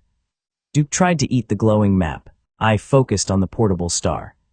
Floated at shoulder height and followed the nearest planted seed. When I carried it beyond the greenhouse wall, snow melted in a wide circle. Dead grass softened, greened, and stood upright. Frozen soil warmed beneath my boots. The little star did not transform crops the way the main one did, at least not immediately. Its light made ordinary growth possible. That alone was more powerful than treasure, weapons, or every clock in the coffee house. We planted a line of wheat outside. The seeds sprouted in minutes, then slowed to a normal pace. Thin green blades moved under golden light. People gathered around them. Sunfield had fields full of impossible plants, but those first ordinary wheat shoots made everyone quiet. They were not glowing. They did not restore stamina. They did not become houses or tell jokes. They were simply wheat. That meant the old world was not gone forever. He built a floating frame for the portable star using moon fruit and blue bean wire. Ava attached it to the metal ox. The machine walked across the dead field, pulling the little sun behind it. Wherever it passed, the ground warmed. The ember birds followed and spread ash fertilizer. Moss sheep followed and left grass. Spriggs followed and stole every tool we set down. Within 3 days, a green road extended half a mile from Sunfield. We called it the Sun Path. Travelers no longer approached through pure darkness. They walked under the small star's glow, past young grass and fields of ordinary wheat. At night, the portable sun returned to the greenhouse to circle the main star. The main star brightened whenever the smaller one came home. They looked less like machines each day, more like a parent and child. I refused to think too hard about that. The moving green point continued east. On the 4th day, night whales returned from the west carrying branches in their mouths. The branches were fresh and covered in green leaves. On the 5th day, birds appeared in the dark sky. Real birds, not ember birds. They flew past Sunfield toward the east and did not land. On the 6th day, the ground began to tremble every afternoon. On the 7th, we saw it. A forest was walking toward us. Trees rose above the distant ridge, moving in slow waves. Roots lifted like legs. Branches carried green fire. Vines hung between trunks, forming a single connected body miles wide. At the center towered a tree, larger than a mountain. Its crown glowed green. The compass flower had not detected another greenhouse. It had detected a moving jungle. Everyone in Sunfield climbed the western terraces to watch. The forest crossed the frozen landscape, leaving dark soil behind. Dead trees in its path were pulled into the mass. Snow melted under its roots. Strange animals moved between the trunks. It was heading directly toward our artificial star. Cole delayed his departure. Ben began cooking. Ava built 6 emergency levers without explaining what any of them did. I took the portable sun to the end of the sun path. Duke came with me, not because I invited him. Because he had learned how to ride on top of the metal ox and could not be removed without tools. The walking forest stopped 100 yards away. The front row of trees lifted their roots and planted them into the ground. The motion traveled backward through the jungle until the entire mass became still. The giant central tree opened 2 green eyes. I had not expected eyes. It leaned forward. Branches creaked like thunder. The portable star moved in front of me. The green eyes focused on it. A root thicker than a bridge emerged from the forest and stopped at the edge of the light. Small leaves opened along its surface. The leaves were pale and weak. The walking forest was not attacking. It was cold. I moved the portable star closer. The root entered the golden light. Green color spread through it. The giant tree released a deep sound that rolled across the field. Every branch in the forest shook. Leaves opened. Flowers bloomed. Hundreds of animals cried out from inside. Then the forest sneezed. A storm of pollen blasted toward Sunfield. It covered the western wall, the road, the fields, the people, the ember birds, and Duke. For the next hour, everyone sneezed. Duke sneezed so hard that he fell off the metal ox. The pollen was not harmful. It was extremely fertile. Every seed buried in the old fields sprouted at once. Weeds rose waist-high. Dead orchards pushed out new branches. Forgotten flower beds exploded with color. The sun path vanished beneath vines. One pumpkin seed under the farmhouse grew through the kitchen floor and lifted my table into the ceiling. The walking forest had thanked us by causing the largest gardening problem in history. I could respect that. The giant tree lowered its crown toward the greenhouse. Green light from its leaves touched the artificial star through the glass. The main star answered with gold. For a moment, the city glowed between 2 suns. Then the tree opened a hollow in its trunk. Inside were rows of seeds, thousands of kinds. Seeds shaped like stars, teeth, feathers, stones, shells, and tiny doors. Some were frozen, some burned, some sang quietly. The walking forest had been collecting life while crossing the dark world. It offered the seeds to us. In return, it wanted warmth. He extended the sun path around its roots. The portable star circled the outer edge each day. Ember birds nested in the lower branches. Moss sheep wandered into the forest and returned with completely different flowers on their backs. The walking jungle settled west of Sunfield. It did not become part of the city. It became our neighbor. That sentence still felt ridiculous. Its giant central tree remained awake only during artificial daylight. At night, the green eyes closed and the entire forest became still. Night whales slept in the crown. Real birds returned. Animals we had not seen since the darkness began appeared along the green road. The landscape around Sunfield changed rapidly. The greenhouse city glowed on the hill. The walking forest spread to the west. Ordinary wheat grew along the sun path. For the first time, our warm circle was bigger than the greenhouse walls. Then the seed vault started screaming. Not a person, the seeds. Every jar rattled, every pod opened and closed. The compass flower twisted toward the walking forest. The silver moon seed jars cracked. Blue beans flashed. Strawberry runners pulled out of the soil. Ava checked the artificial star. Ben checked the kitchens. Cole checked the road. I ran to the giant tree's seed hollow. One seed was missing. A black seed shaped like a closed eye. Duke stood beneath the hollow. He was chewing. I reached him exactly as he swallowed. The green eyes of the giant tree opened wide. Duke froze. A dark line appeared down the center of his feathers. Then his shadow stood up without him. Duke's shadow stretched across the field. It did not look like him anymore. Grew taller, thinner, and covered in branch-like feathers. 2 long wings opened across the ground. The black shape detached from Duke's feet and slid toward the portable sun. Duke collapsed. His body remained solid, but all color faded from his feathers. Even his eyes turned gray. The shadow wrapped around the little star. Golden light dimmed behind black wings. Every new plant along the sun path bent toward it and withered. I grabbed the portable star. The shadow tightened. Cold passed through my hands, not ordinary winter cold, empty cold, the feeling of a room after everyone leaves, the feeling of a table with no food on it. The black eye seed had been stored by the walking forest for a reason. It did not grow in soil. It grew in shadows. Ava fired a blue beam cable through the dark shape. Electricity vanished inside it. Ben threw a furnace pepper. The shadow swallowed the heat. Cole pulled Duke away, but the black line between them stretched without breaking. The giant tree lowered its branches. Green leaves surrounded the shadow, forming a cage. The creature pushed through them as if they were smoke. It reached for the main greenhouse. If it touched the artificial star, I did not know whether the moon vine could absorb it. This darkness was alive in a way the storms were not. I carried Duke inside. The shadow followed. That was the important part. It did not care about Sunfield. It cared about Duke. The black seed had used his shadow as soil. The creature was attached to him, feeding on all the light and heat his body had collected from strange crops. Duke had eaten stamina potatoes, furnace peppers, remedy strawberries, floating corn, blue beans, moon fruit, dream grapes, and enough enchanted bread to supply a small village. His shadow was probably the richest soil in the world. We needed to make it give him back. I took Duke to the sweetroot orchard. The sprigs gathered around him, unusually quiet. Even the one that had stolen his egg stopped celebrating. The shadow entered the chamber and spread over the walls. The beating sweetness core slowed. Strawberries lost color. Sprigs backed into their tunnels. I placed Duke beneath the giant strawberry plant. The shadow leaned closer. Then I fed Duke one golden berry. Color rushed into his beak. The shadow shuddered. I fed him a furnace pepper. Heat returned to his feet. The shadow caught fire around the edges. I fed him blue beans. His feathers sparked. The shadow broke into separate pieces. I fed him moon fruit. Duke became weightless and rose into the leaves. The shadow lifted with him, losing contact with the ground. Ava understood first. Shadows needed surfaces. She opened the chamber roof. The artificial star shone directly down. Duke floated into full light. His shadow had nowhere to land. Compressed beneath him, becoming smaller and darker. The winged shape folded. The black line tightened until the entire creature became a round seed hanging below Duke's feet. I grabbed it with metal tongs. The seed opened one white eye. Duke pecked it. Their eye closed. He placed the seed in a glass box surrounded by moonflowers and furnace peppers. The walking forest accepted it back, then grew the box into the highest branches where no shadow touched the ground. Duke's color returned.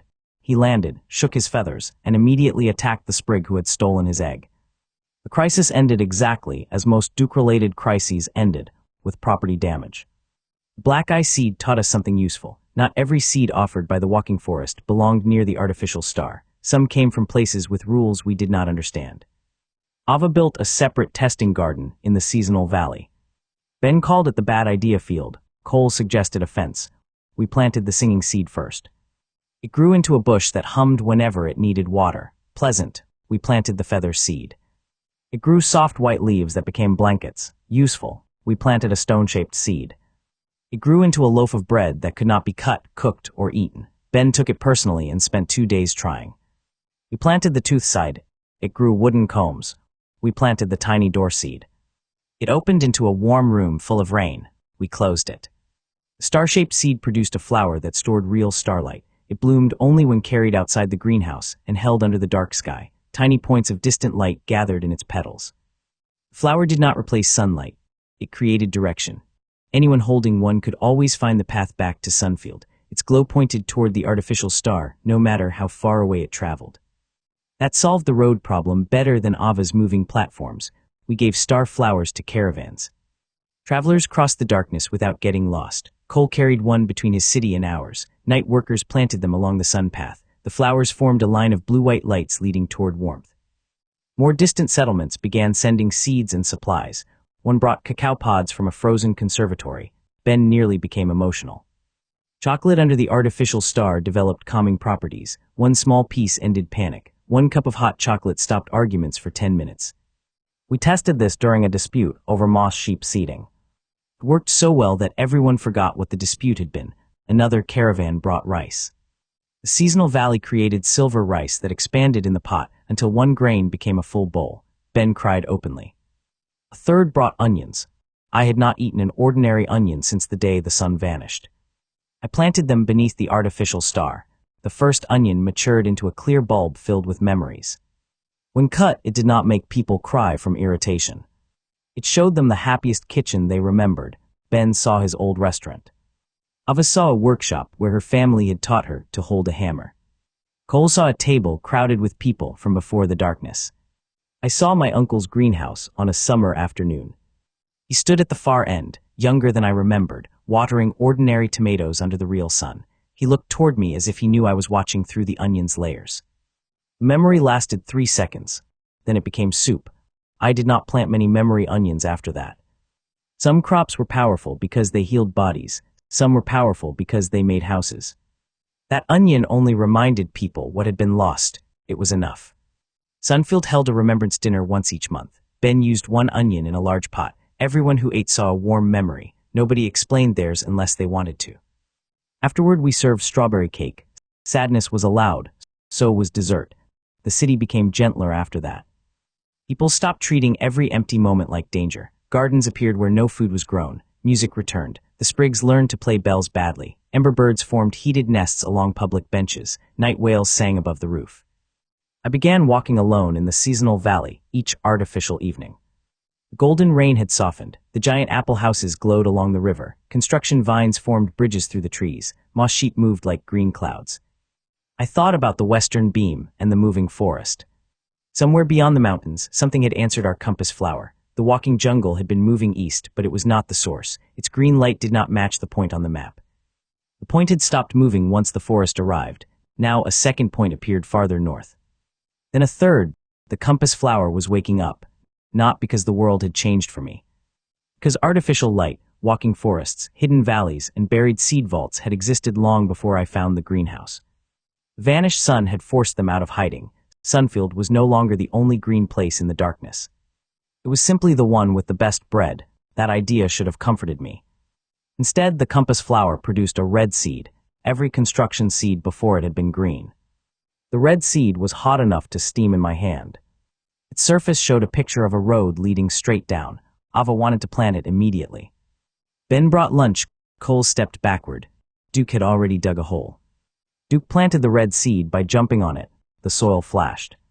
A circular line of fire spread around the hole. Everyone nearby moved back except Ava, who leaned closer. The ground opened without cracking. Stone folded downward, forming a spiral road lit by red roots.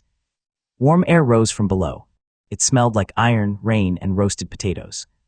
The red seed had grown a road into the earth. Duke walked down first because fear had never defeated curiosity in his small, dangerous mind. I followed because someone had to pull him out of lava.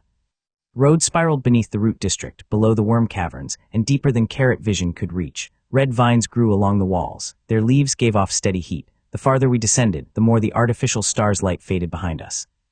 Ava brought blue bean lamps. Ben brought food. Cole brought a star flower so we could find the way back. After an hour, the spiral opened into a cavern, larger than the seasonal valley. An underground ocean of red grass stretched to the horizon. Black stone islands floated in the air. Rivers of orange light moved beneath clear ground. Tall plants grew upside down from the ceiling, their roots hanging like chandeliers. At the center stood a giant stone oven, not an oven built from stone. A mountain shaped exactly like an oven, with an iron door several 100 feet tall. The red road ended at it. A plaque rose from the ground. Deep cultivation field, core heat unavailable. Ben stared at the oven mountain. I stared at the rivers of light. Ava stared at everything. Duke pecked the iron door. It opened. The cavern inhaled. That was the only way to describe it. Air rushed toward the mountain. Red grass flattened. Floating islands drifted closer. The orange rivers brightened. We were pulled across the ground and through the doorway before anyone could close it. Inside the oven mountain was a hollow chamber containing one enormous cold coal. The coal was bigger than Sunfield's original greenhouse. A crack ran across its surface. No flame burned inside. The deep cultivation field had once been heated by this core. Without the real sun, even the earth beneath us was slowly cooling. Ava touched the coal and said we needed to light it. Ben asked with what. We had furnace peppers, pumpkin flames, ember feathers, blue beans, and the portable artificial sun. Each could heat a house. The coal was a mountain. I looked at the red road seed. The compass flower had produced it after the city feast strengthened the artificial star. The road had connected our greenhouse to this underground field. The solution was probably not one enormous fire. It was cultivation. We planted furnace peppers in cracks around the coal.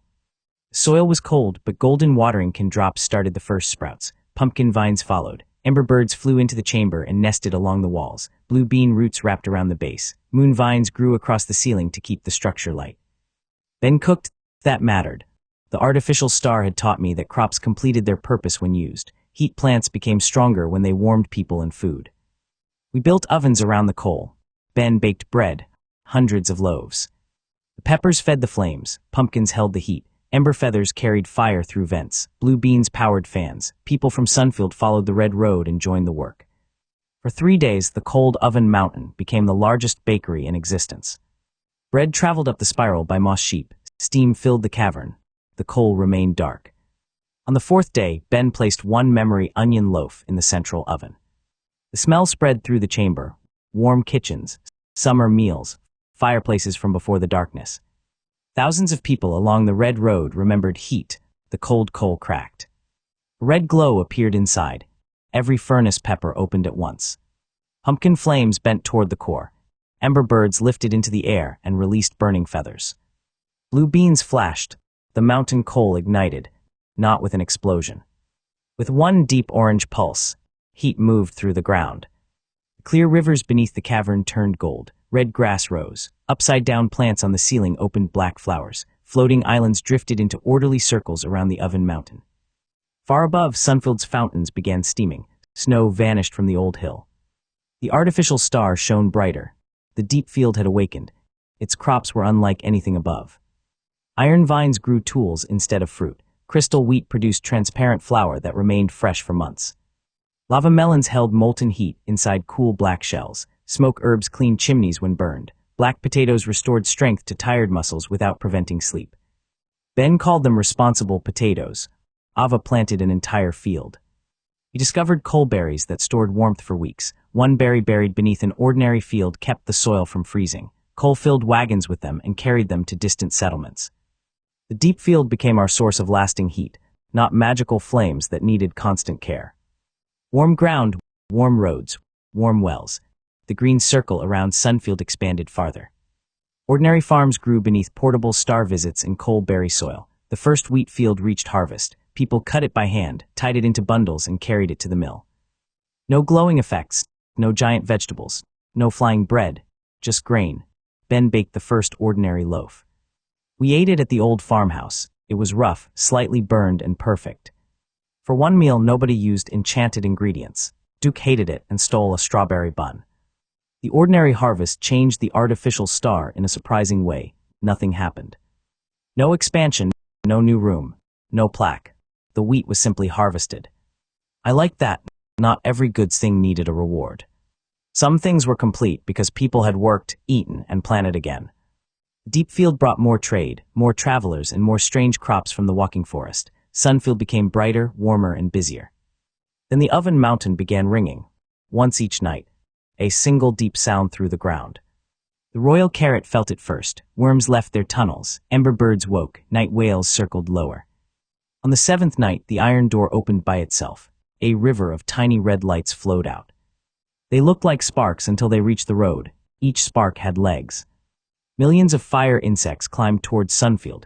They did not burn the walls. They passed through the root district and entered the greenhouse city. They gathered around every stove, pumpkin flame, pepper bed, and ember nest. Then they began eating heat. Furnace peppers went cold. Pumpkin houses chilled.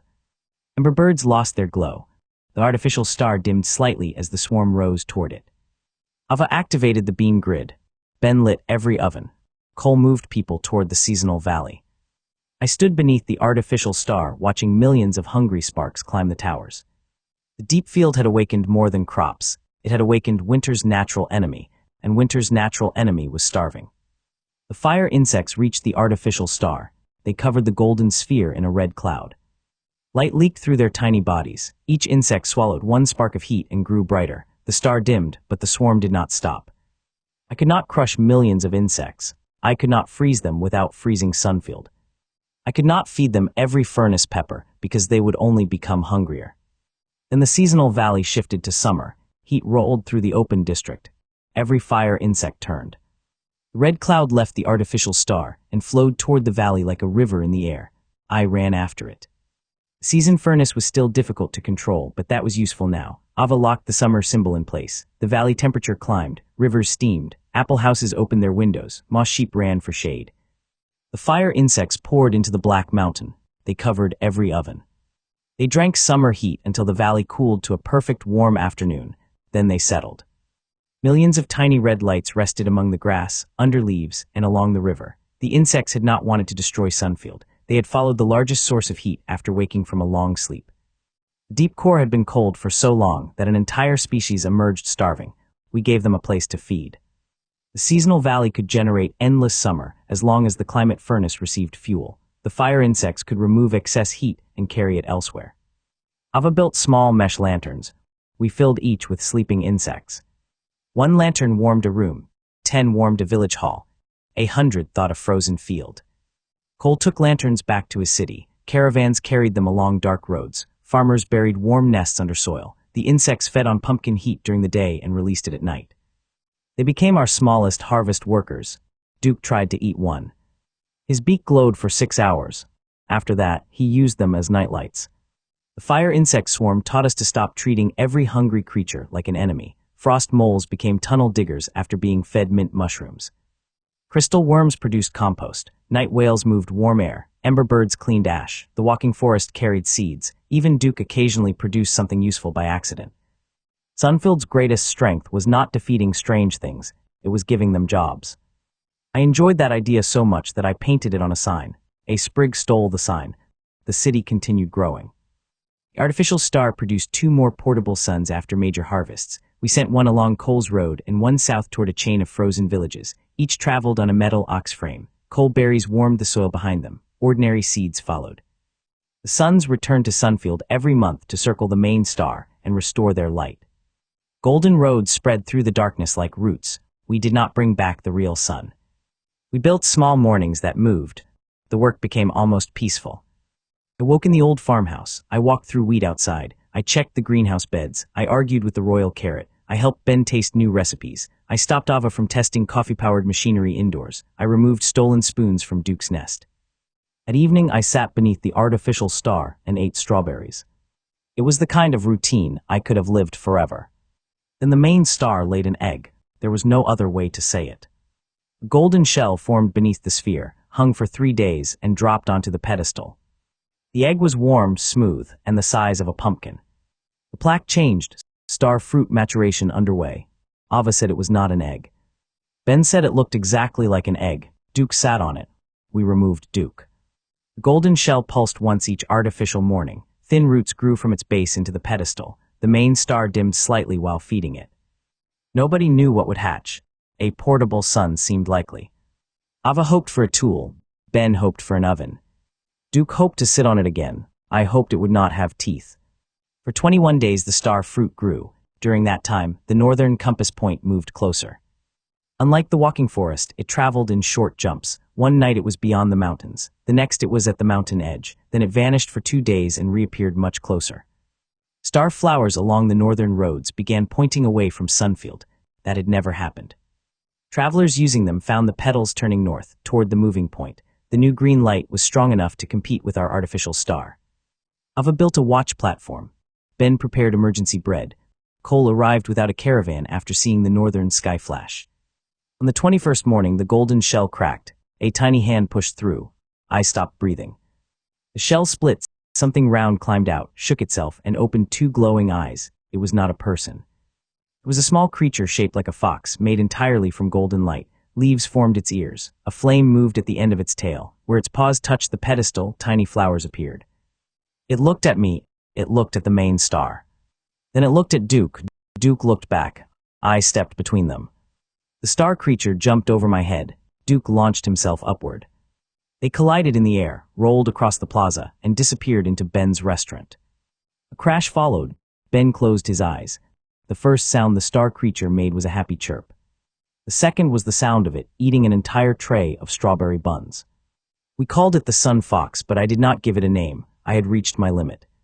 The Sun Fox carried artificial light inside its body. Plants sprouted wherever it slept. Frost vanished beneath its paws. It could shrink into a ball and fit inside a lantern or grow large enough for a person to ride.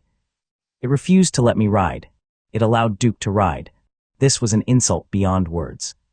Fox spent its days running through fields and its nights curled beneath the main star. It strengthened weak crops, repaired dim portable suns, and chased fire insects for fun. Unlike the artificial stars, it could choose where to share light. The greenhouse had not created a new machine. It had grown a living sunrise. That should have been our biggest surprise. The northern point arrived that night. The glass roof began glowing green. Something descended from the dark sky without sound. It was a city hanging upside down beneath a massive floating island. Roots covered the island's upper surface. Buildings hung below like stone fruit. Green lanterns burned along inverted streets. Waterfalls flowed upward into the darkness. The floating city stopped above Sunfield. Every star flower turned toward it. The sun fox growled. Night whales fled to the walking forest. A single enormous root lowered from the island and touched the greenhouse roof. Green light traveled through the glass. The artificial star answered with gold. Then the root flowered. Inside the flower sat a basket. The basket contained one note and one black pear. The note had only 6 words. Trade food or the island falls. The note caused panic, not because of the threat. Because nobody knew whether the island would fall on us or fall somewhere else. Ava measured its shadow across the greenhouse roof. Ben inspected the black pear. Cole looked upward at the hanging buildings and said an entire city could not remain in the air by confidence alone. Duke stole the note. The sun fox stole it from Duke and burned one corner. I picked up the pear. Its skin was cold and slightly soft. A green symbol on the stem matched the floating island's light. When I held it near the moon vine, the fruit became heavier. When I held it near the artificial star, it became lighter. I cut it open. Inside were hundreds of tiny air pockets arranged like roots. The pear did not reduce weight like moon fruit. It controlled direction. One seed fell upward. It passed through the greenhouse roof and vanished toward the island. A minute later, the giant root trembled. A second basket descended. This one contained a loaf of gray bread hard enough to break stone and another note. Pear seed accepted. Food urgent. Island cannot land. The first note had not been a threat. It had been a warning. The floating island was falling. Its people needed food, and the only safe way to trade was through the root flower. If the island descended too far, its hanging buildings would strike Sunfield. I liked the situation much better when it sounded rude. We loaded the basket with stamina potatoes, remedy strawberries, floating corn, blue beans, and furnace peppers. The root lifted it. The island swallowed the basket through a round opening. Green lights brightened along the inverted streets. Then the island dropped 20 feet. Everyone screamed. Ava screamed calculations. Ben screamed because hot soup spilled. Duke screamed because everyone else was doing it. The moon fruit stores could make buildings weightless, but the island was larger than the entire hill. We did not have enough. The black pear might control its direction if we could grow a stronger tree. I planted the seeds in the seasonal valley. They grew upside down. Roots rose into the air. Branches buried themselves in soil. Black pears formed underground, visible only with carrot vision. We ran rapid seasons. The pears became larger. The island continued sinking. I harvested the biggest fruit, a black pear the size of a house. Ava cut it open and connected its air root chambers to blue bean cables. Moon fruit juice filled the center. The sun fox charged the skin with golden light. We rolled the pear beneath the floating island. It fell upward. The fruit struck the giant root and burst into a web of green lines. Direction changed around it. Snow, leaves, and loose tools rose from the ground. The floating island stopped descending. For 3 seconds, then it dropped again. The pear was strong enough to hold one section, not the entire island. We needed more. The seasonal valley could grow them quickly, but not before the hanging city reached our roof. That was when the night whales returned. They had been hiding in the walking forest. Now they circled the island, singing low calls. The largest whale moved beneath the floating mass, pressed its back against a hanging tower, and lifted. The others joined. Whales supported buildings. Moon fruit lifted roots. Black pear webs changed direction. Portable suns circled the island, warming dead gardens on top. Every strange creature around Sunfield became part of the rescue. The walking forest extended branches upward to catch lower structures. Ember birds carried heat to frozen roots. Fire insects entered dead lanterns. Moss sheep climbed the giant root and left grass along its surface. Briggs climbed after them and stole objects from an upside-down city during an emergency because character growth has limits. The island stopped falling 10 feet above the greenhouse roof. It hovered there close enough that hanging gardens touched our glass towers. We kept feeding baskets upward. Stamina potatoes restored the island workers. Furnace peppers restarted heat vents. Blue beans powered green lamps. Remedy strawberries treated sickness. Floating corn stabilized smaller platforms. The island's light strengthened. And its gardens awakened. Waterfalls changed direction and flowed down around Sunfield without touching the glass. Vines descended. Black pear trees opened pale flowers. Gray wheat fields turned green. The island rose 1 foot, then 10, then 100.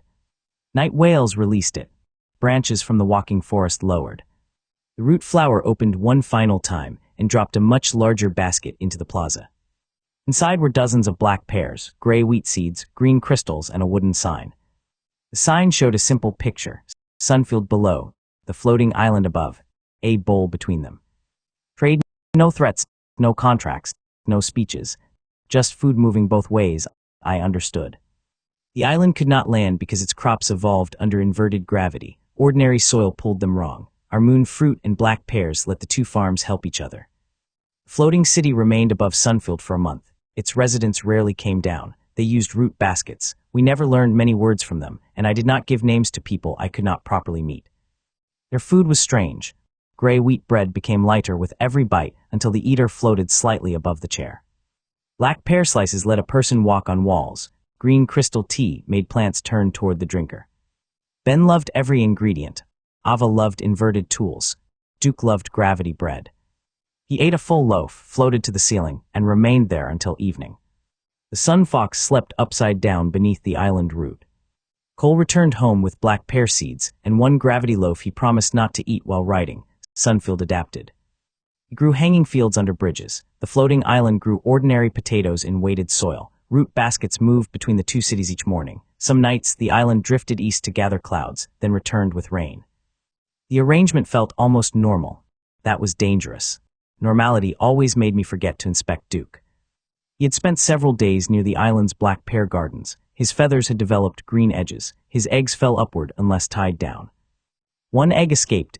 It rose through the greenhouse roof, past the floating island, and disappeared into the dark sky. We watched it become a tiny point. Then a night whale followed. Then another. The artificial star tilted upward. The sun fox woke and growled. Far above the floating island, something moved among the stars. The escaped egg fell back down. It had been opened. Inside the shell was a small black feather, much larger than anything that could have fit inside. The feather pointed straight toward the vanished sun's old path across the sky. The walking forest closed every green eye. The floating island rose higher. Night whales dove for cover. I held the feather beneath the artificial star. Words appeared along its edge. Not a threat, not a warning. A simple message.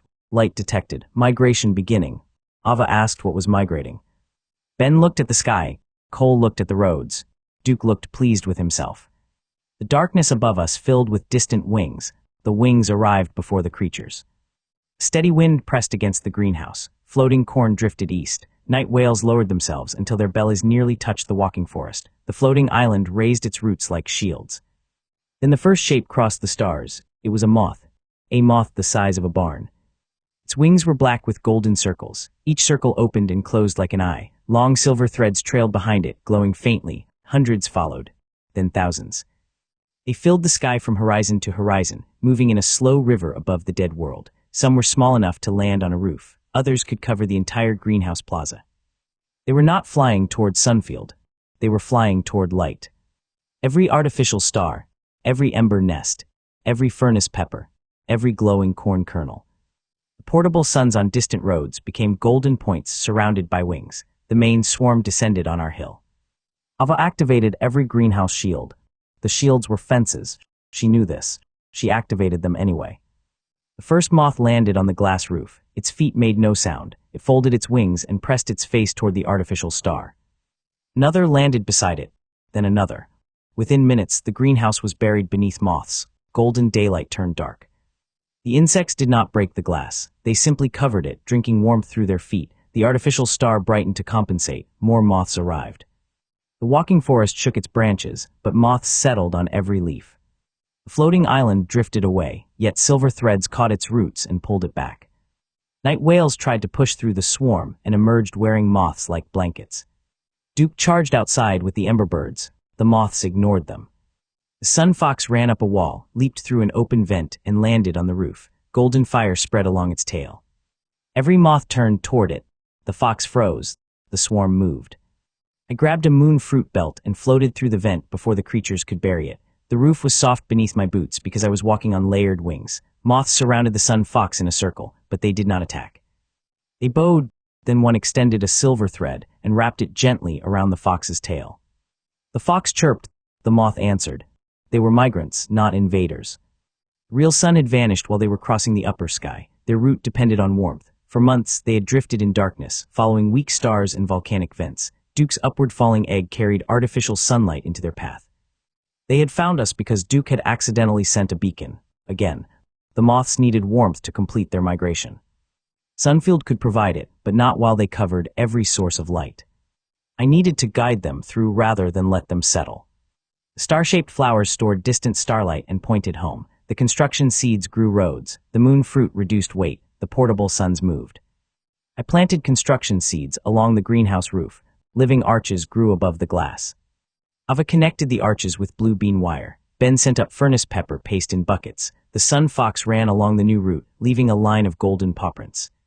We built a sky road, not solid enough for people, bright enough for moths. The first arch lit gold, the next lit farther east, then another beyond the walking forest. Portable suns moved along the old road below, matching the path. The moth around the fox released its thread. It followed the light. The swarm lifted. One creature at a time, then hundreds, then a black golden wave. Wings rose from the greenhouse roof, the floating island, the walking forest, and the night whales. They followed the sun fox across the arches. The fox grew larger as it ran, until it was the size of a horse made from sunrise. Golden fire streamed from its tail. The moths flew behind it, their wing circles reflecting light. Sunfield watched the sky become a moving river of stars. The route carried the swarm east. At the far end, the portable star rose on moon fruit cables and shone above the frozen plain. The moths circled it, then continued toward distant volcanic mountains. The migration lasted all night. At dawn, which was still only artificial dawn, the final moth left. Silver threads covered everything: roof, trees, bridges, whales, Duke. The threads were stronger than rope, lighter than cloth, and warm to the touch. They held traces of light. A single strand glowed for hours after being stretched. Ben wrapped one around bread and discovered it kept the loaf warm without drying it. Ava wove cables stronger than iron. Cole filled wagons with sun silk for winter clothing. The sprigs made hammocks. Duke became trapped in one and had to be cut free. Sunfield gained an entire new industry because a migration had mistaken us for sunrise. The moths also left eggs. Small golden eggs hung beneath the living arches. We moved them to the seasonal valley, where the climate furnace could create gentle spring. When they hatched, tiny moths filled the flowers. Their wings carried pollen between crops faster than wind. Harvests improved across every district. The greenhouse expansion responded. A great circular garden unfolded above the city. Floated beneath the roof, supported by moon vines and sun silk. Thousands of flowering trees grew in rings around a clear lake. Tiny dawn moths drifted between blossoms. The artificial star shone through the center. We called it the Sky Orchard. The name appeared naturally because nobody had a better one. Strawberries grew on hanging vines beneath the island. Apples floated beside branches. Pear water tanks became clouds that rained upward. Blue beans formed lightning webs across the underside. The orchard was beautiful. It was also full of loose fruit falling from the sky. Ava built nets. Ben built fruit-catching carts. Duke learned to drop apples on people. The city survived. Months had passed since the real sun vanished. I no longer counted exactly. The clocks disagreed. The artificial star made its own days, and the seasonal valley could produce a year before lunch. Time was easier to understand through harvests. The first potato harvest. The first strawberry festival. The first ordinary wheat. The night whale corn season. The shadow storm moon fruit crop. The deep field bread. The sky orchard bloom. Those were my months. Then the main artificial star slowed. Not dimmed, slowed. Its golden plates rotated less each day. The smaller portable suns returned from the roads and circled close, as if listening. The sun fox stopped playing. It sat on the pedestal and watched the white core. A new line appeared on the brass plaque, primary cycle approaching rest. The star was going to sleep. This time, no crack leaked darkness. No part was broken. The greenhouse had reached the end of a natural cycle. Ava said machines did not need sleep. Ben pointed at Ava. Cole asked how long the rest would last. The plaque gave no answer. Outside, ordinary crops still depended on portable suns. Inside, impossible crops depended on the main star. If it slept for hours, we would be fine. If it slept for months, the city would freeze. I placed my hand against the warm pedestal. The star pulsed once, not weakly, tiredly. We had grown a city under its light. Now the light needed something from us. For the first time, the answer was not more harvest. The answer was learning how to live through night. We had built Sunfield around one impossible light. That had been necessary at the beginning. It had also become a weakness. The artificial star warmed every district, powered every expansion, and transformed every crop. Even the portable suns returned to it for strength. If the main star rested, the city could not simply panic and feed it potatoes. The natural cycle could not be defeated. It had to be prepared for. We had 9 days. The plaque never gave that number. The sun fox did. Each evening, it scratched one line into the soil beneath the pedestal. After the 9th line, it curled up and refused to move. I trusted the fox more than the plaque. Sunfield began preparing for its first true night. Lava redirected heat from the deep cultivation field. Coal berry pipes rose through the root district and spread beneath every street. Fire insects filled wall lanterns. Ember birds nested on roofs and warm water tanks. Ben prepared food that did not need the artificial star. Crystal flour bread stayed fresh. Saltgrass preserved vegetables. Silver rice expanded with ordinary hot water. Tomato mushrooms held flavor for weeks. Rest grapes helped people sleep through long cold periods. Coal sent supplies from settlements along the sun roads. That mattered. Months earlier, they had needed Sunfield for every fresh meal. Now their ordinary fields produced wheat, roots, and herbs beneath traveling portable suns. They returned food to us. The roads had become roots running both directions. The walking forest extended branches around the greenhouse, forming a windbreak. Its giant trees stored green light in crystal leaves. The floating island lowered black pear anchors and tied itself above the roof, ready to control the weight of heavy snow. Night whales gathered warm air from the deep field and released it over the city. Dawn moth silk covered weak glass. Moss sheep filled empty terraces with thick grass insulation. Briggs carried supplies through tunnels faster than any cart. Duke supervised by stealing labels. I spent the final days planting ordinary crops. Not because they would grow without the star, because I wanted to see what happened. Wheat in the outer fields had learned to grow beneath portable light. Mushroom towers grew underground. Mint spread near warm pipes. Some life no longer required miracles every moment. The royal carrot marched through the beds, checking my work with insulting body language. On the last evening, everyone gathered in the plaza. No festival. No giant meal. We had done enough eating to strengthen stars. This was quieter. Ben served hot chocolate. Ava turned off every unnecessary machine. Cole sat on the pedestal steps, wearing the same plain coat he used for harvest work. Duke sat on the sun fox. The artificial star lowered. Usually it remained high above the city at night. This time, it descended until it floated just over the pedestal. Its golden plates opened slowly. The white core inside had become small and soft. Portable suns entered through the greenhouse doors one by one. They circled the main sphere. The sun fox stood. It released one bright call.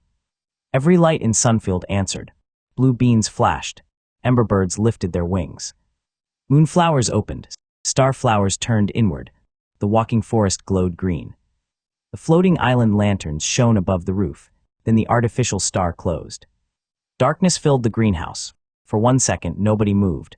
The city had never been truly dark. Not since I opened the neglected greenhouse door and found the tiny sun waiting above the pedestal. I heard someone inhale, then a furnace pumpkin lit. A blue bean lamp flashed. Fire insects glowed. Ember feathers brightened. Floating corn rose from baskets. Star flowers opened along the streets. 1 light became 10. 10 became hundreds. Sunfield returned, not gold this time, but blue, orange, silver, green, and red. The main star was asleep. The city remained bright. Heat moved through the deep pipes. Night whales breathed over the roof. Moon vines absorbed the natural shadows. The floating island held steady. The walking forest sang through its branches. People began laughing, not loudly, relieved laughter. We had survived the first minute. Then we survived the first hour. The crops changed beneath the softer light. Stamina potatoes folded their leaves but did not die. Strawberries became pale and sweet. Blue beans released slower sparks. Furnace peppers burned dark red. Moon fruit grew stronger. Dream grapes opened silver flowers. The greenhouse entered its own night season. New insects appeared in the soil. Flowers that had never bloomed under gold opened under starlight. Mushroom towers rose in the root district. The royal carrot finally stopped complaining and went to sleep standing upright. Duke did not sleep. He discovered night berries. The berries made his feathers glow purple. He spent the rest of the cycle frightening sprigs in tunnels. The first day without the artificial star passed, then the second. Then the third. The greenhouse did not expand. Nobody expected it to. We repaired old rooms instead. We cleaned irrigation channels. We visited neighbors. We sat in Ben's restaurant and ate ordinary soup. Without the bright artificial day, Sunfield felt smaller and warmer. The sky orchard became a silver moon garden. Dawn moths slept under leaves. Night whales floated close to the roof. Apple houses glowed from fireplaces. I realized how little time I had spent simply looking at what we built. The old hill was no longer a frozen ruin. Grass reached the highway. The walking forest covered the western fields. Sun roads extended north, south, and east. The floating island drifted overhead like a second neighborhood. Sunfield's glass towers, pumpkin homes, farms, kitchens, and gardens shone in many colors beneath the permanent dark. The artificial star had started all of it, but it was not carrying all of it anymore. On the fifth day, a heavy snowstorm struck. We handled it. On the seventh, fire insects escaped into the restaurant. Ben handled it with sugar smoke. On the ninth, the floating island tilted. Ava handled it using black pear anchors. On the 12th, a night whale landed on the sky orchard and crushed 3 apple trees. The trees grew back after the whale left compost. We handled that too. The city had stopped waiting for me to solve everything. That was the best harvest yet. On the 14th night, the sleeping star cracked, not like damage, like a seed. A line of gold appeared across the sleeping sphere. The sun fox lifted its head. Portable suns stopped circling and hovered in place. The crack widened. Thin roots of light pushed through the golden plates. They curled around the pedestal, entered the floor, and spread beneath the plaza. Wherever they passed, night flowers closed and ordinary green shoots rose. People gathered quietly. Nobody touched the star. Even Ava kept her wrench lowered. The golden shell split into 8 sections. Inside was no white core. Inside was a tree. A tiny tree made from sunlight grew from the center of the sphere. Its trunk was clear gold. Its leaves were small flames. One round fruit hung from the highest branch. The sun fox climbed onto the pedestal and touched its nose to the trunk. The tree grew. Branches unfolded through the air. Golden leaves spread above the plaza. The trunk rose until it reached the old height of the artificial star. Roots passed harmlessly through stone and entered every district. The sleeping machine had not simply awakened. It had sprouted. At the top of the tree, the single fruit opened. Morning poured out. Real warmth crossed Sunfield. Not the sharp brightness of the old artificial star. This light moved through leaves, broke into soft beams, and reached hidden places. The root district ceiling glowed. The seasonal valley turned to spring without the furnace. The deep field coal pulsed. The sky orchard released a storm of blossoms. Outside, snow melted along every sun road at once. Portable stars brightened miles away. Ordinary wheat lifted its heads. The walking forest opened all its green eyes. The floating island lowered until its gardens touched the golden beams. Night whales rolled through the air. Ember birds bowed toward Duke because they assumed he had caused it. Duke accepted the credit. A new plaque rose from the pedestal. Cultivation star matured, orchard phase active. Ava read it, Ben read it, Cole read it. I did not care what it called the phase. I cared that the light felt alive. Sun tree created day and night by opening and closing its leaves. During the day, golden fruit formed among the branches. During the evening, the fruit became small moons. At night, silver flowers opened along the trunk. The city no longer depended on one spinning core. It had grown a living cycle. The first fruit fell into my hands. It was warm, round, and smooth, with a tiny moving sunrise beneath the skin. I did not bite it. I had learned caution. Duke had not. He jumped. The sun fox caught him in midair. For once, someone else handled the problem. We tested a slice in the seasonal valley. The piece melted into the soil. A circle of light spread outward. Crops within it grew normally without direct access to the sun tree. The light remained after 3 days. The fruit could plant a permanent patch of artificial daylight. Not a portable star that needed to return. A rooted morning. We planted the first full fruit outside the old farmhouse. A golden sapling rose. It grew no taller than the roof, but its leaves opened a warm circle across the wheat field. The light dimmed each night and returned each morning. People stood beneath it as if visiting a sacred place. Then Duke climbed the branches and shook fruit onto their heads. The sacred mood ended. The sun tree produced 1 daylight fruit each month. We sent the second east, the third north. The fourth went with Cole to his city. carried in an ordinary wooden basket because he had finally learned that important things did not always need treasure chests. Each fruit became a small sun orchard. Green circles appeared along distant roads. Ordinary farms spread. Sunfield remained special, but it was no longer the only place where morning existed. That made me happier than owning every impossible crop. The greenhouse expansion after the star matured was not dramatic. No mountain rose. No city appeared from the floor. One new door formed behind the pedestal. It opened into a small plain room. Inside stood a table, 4 chairs, and a window showing the old greenhouse as it had looked before the sun vanished. Dead vines, dusty glass, 1 potato bed. On the table lay my uncle's watering can, not golden, not magical. Rusted metal with a cracked handle. Beside it sat a single sheet of paper. The message was short. Grow enough to share, rest when it grows without you. I read it twice, then I sat down. For months, every harvest had led to another problem. Every expansion had opened a new district. Every strange seed had created work. The room offered nothing to fix. No danger. No plaque. No hidden machine. Just 4 chairs and a reminder. I brought Ava, Ben, and Cole inside. Duke entered through the window. The sun fox curled beneath the table. Ben served ordinary bread, butter, and strawberries. Ava placed her wrench against the wall. Cole removed his plain coat and used it to cover Duke's muddy feet, which failed immediately. We ate. No one made a speech. Outside, the city moved without us. Moss sheep carried passengers, sprigs harvested berries, ember birds cleaned chimneys, kitchens opened, farmers worked the ordinary wheat, root baskets traveled to the floating island, the walking forest released birds into the sky orchard. Nothing collapsed. For the first time since the real sun disappeared, I took an afternoon off. It was difficult. I lasted 11 minutes before checking the irrigation. Ava lasted 9. Ben lasted 7 because he remembered bread in an oven. Cole lasted longest, mostly because Duke had stolen his boots. The quiet room became our meeting place, although we rarely discussed anything serious there. We ate, we argued about recipes, we watched the memory window. Sometimes I sat alone with the rusted watering can and remembered the first potato. The city had become ridiculous. A glowing agricultural city under a sun tree. A restaurant serving gravity bread. A neighboring walking forest. An upside-down island overhead.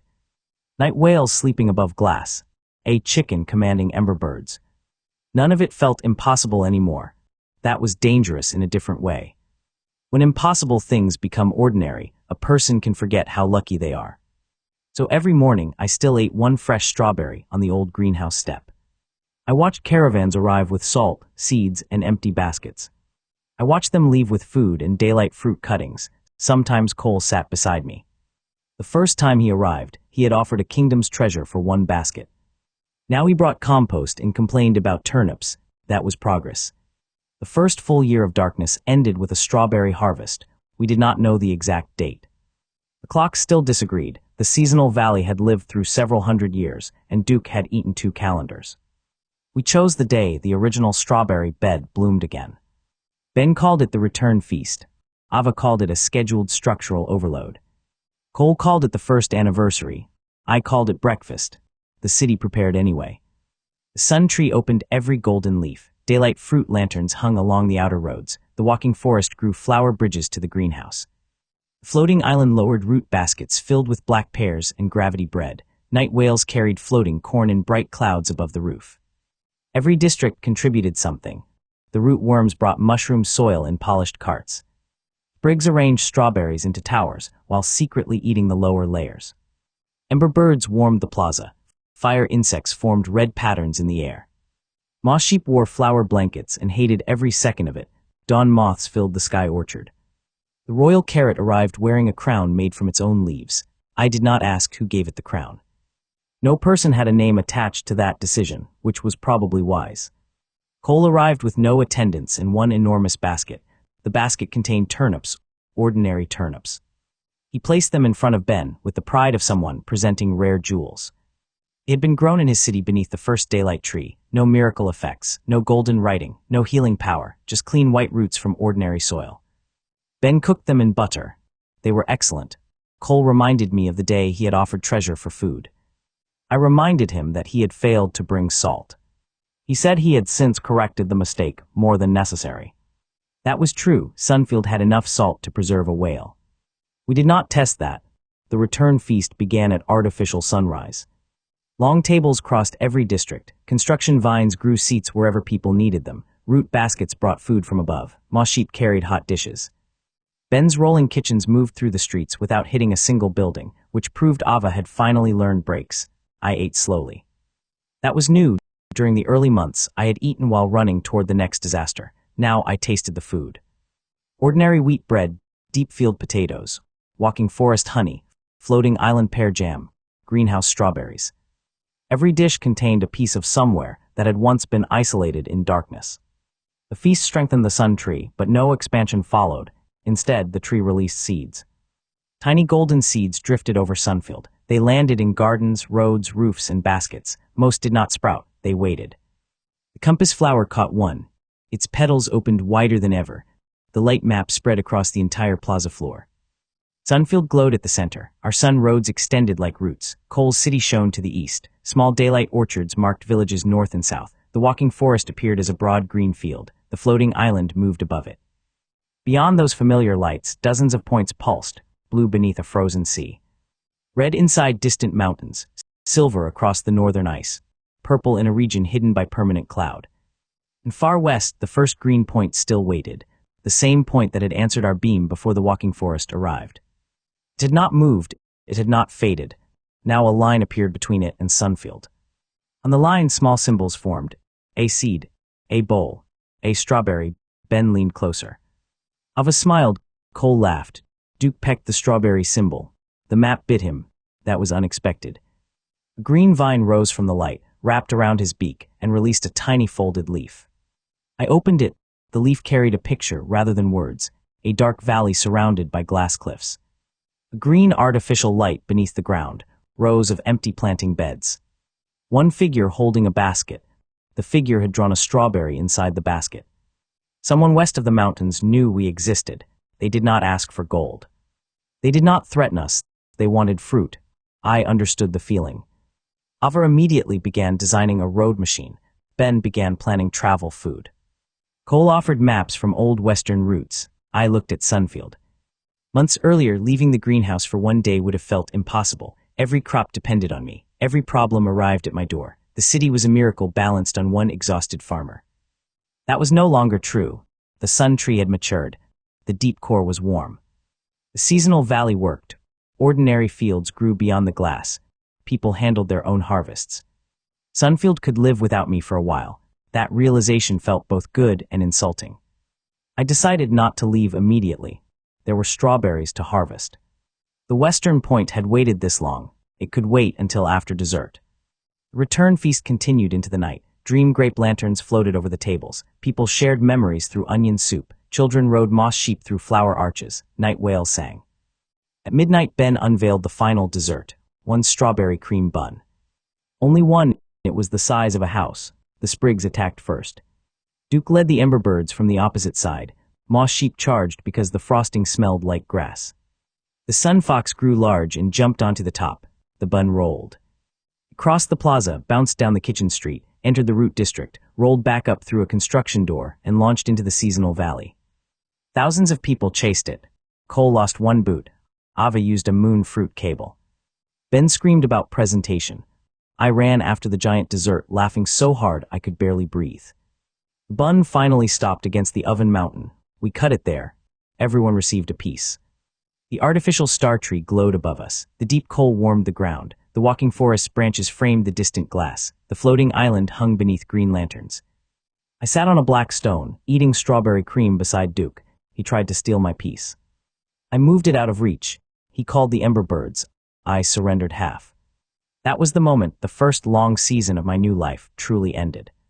Not with a battle, not with a throne, not with the real sun returning. With a city eating dessert under a light we had grown ourselves, and for me, that was enough. The morning after the return feast, Sunfield looked as if a desert storm had passed through it. Frosting covered one moss sheep. Sprigs slept inside empty berry baskets. Cole's missing boot hung from a construction vine. Duke had somehow acquired a flag.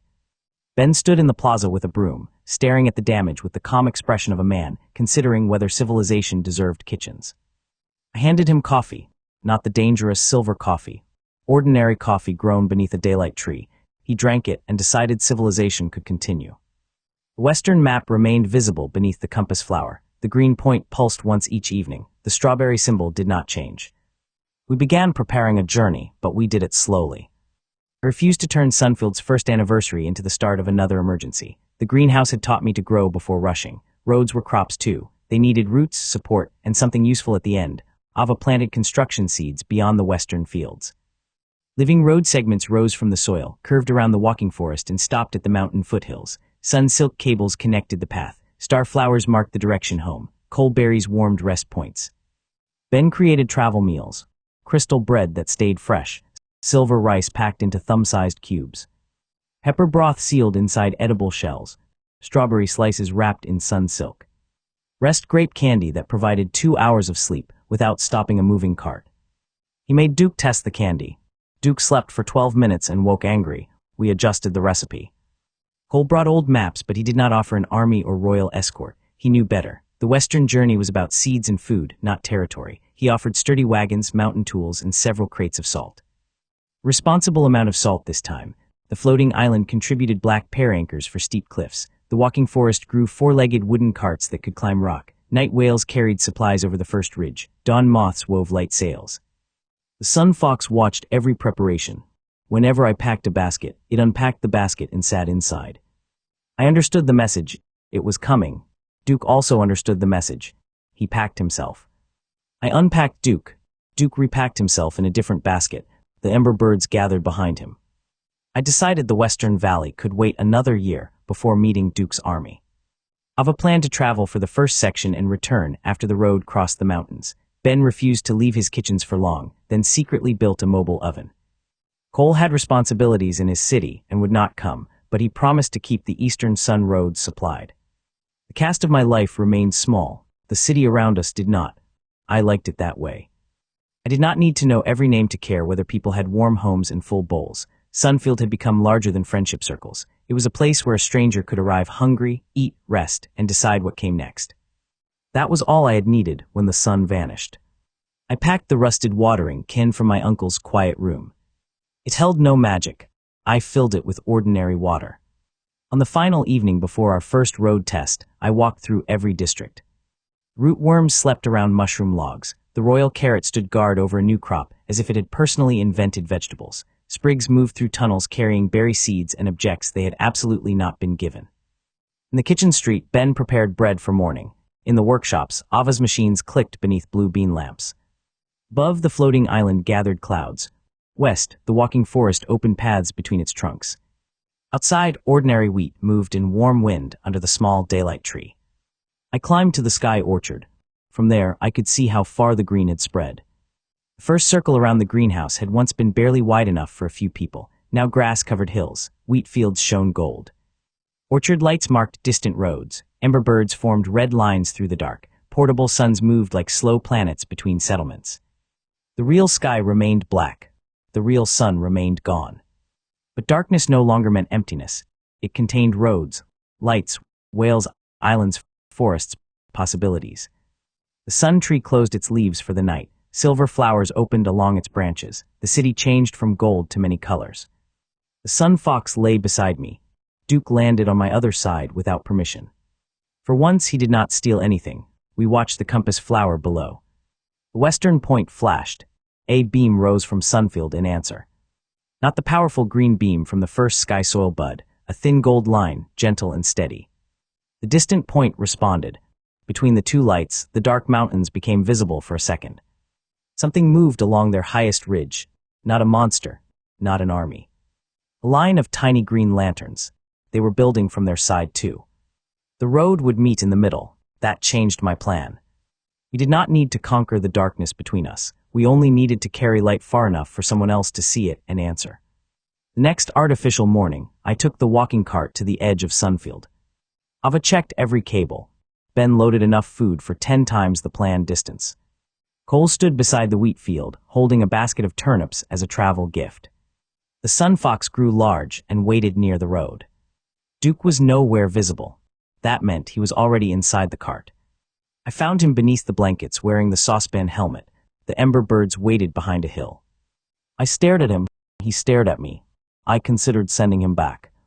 Then I remembered the stamina potato machine, the sprigs, the shadow seed, the moth migration, and every other disaster Duke had caused.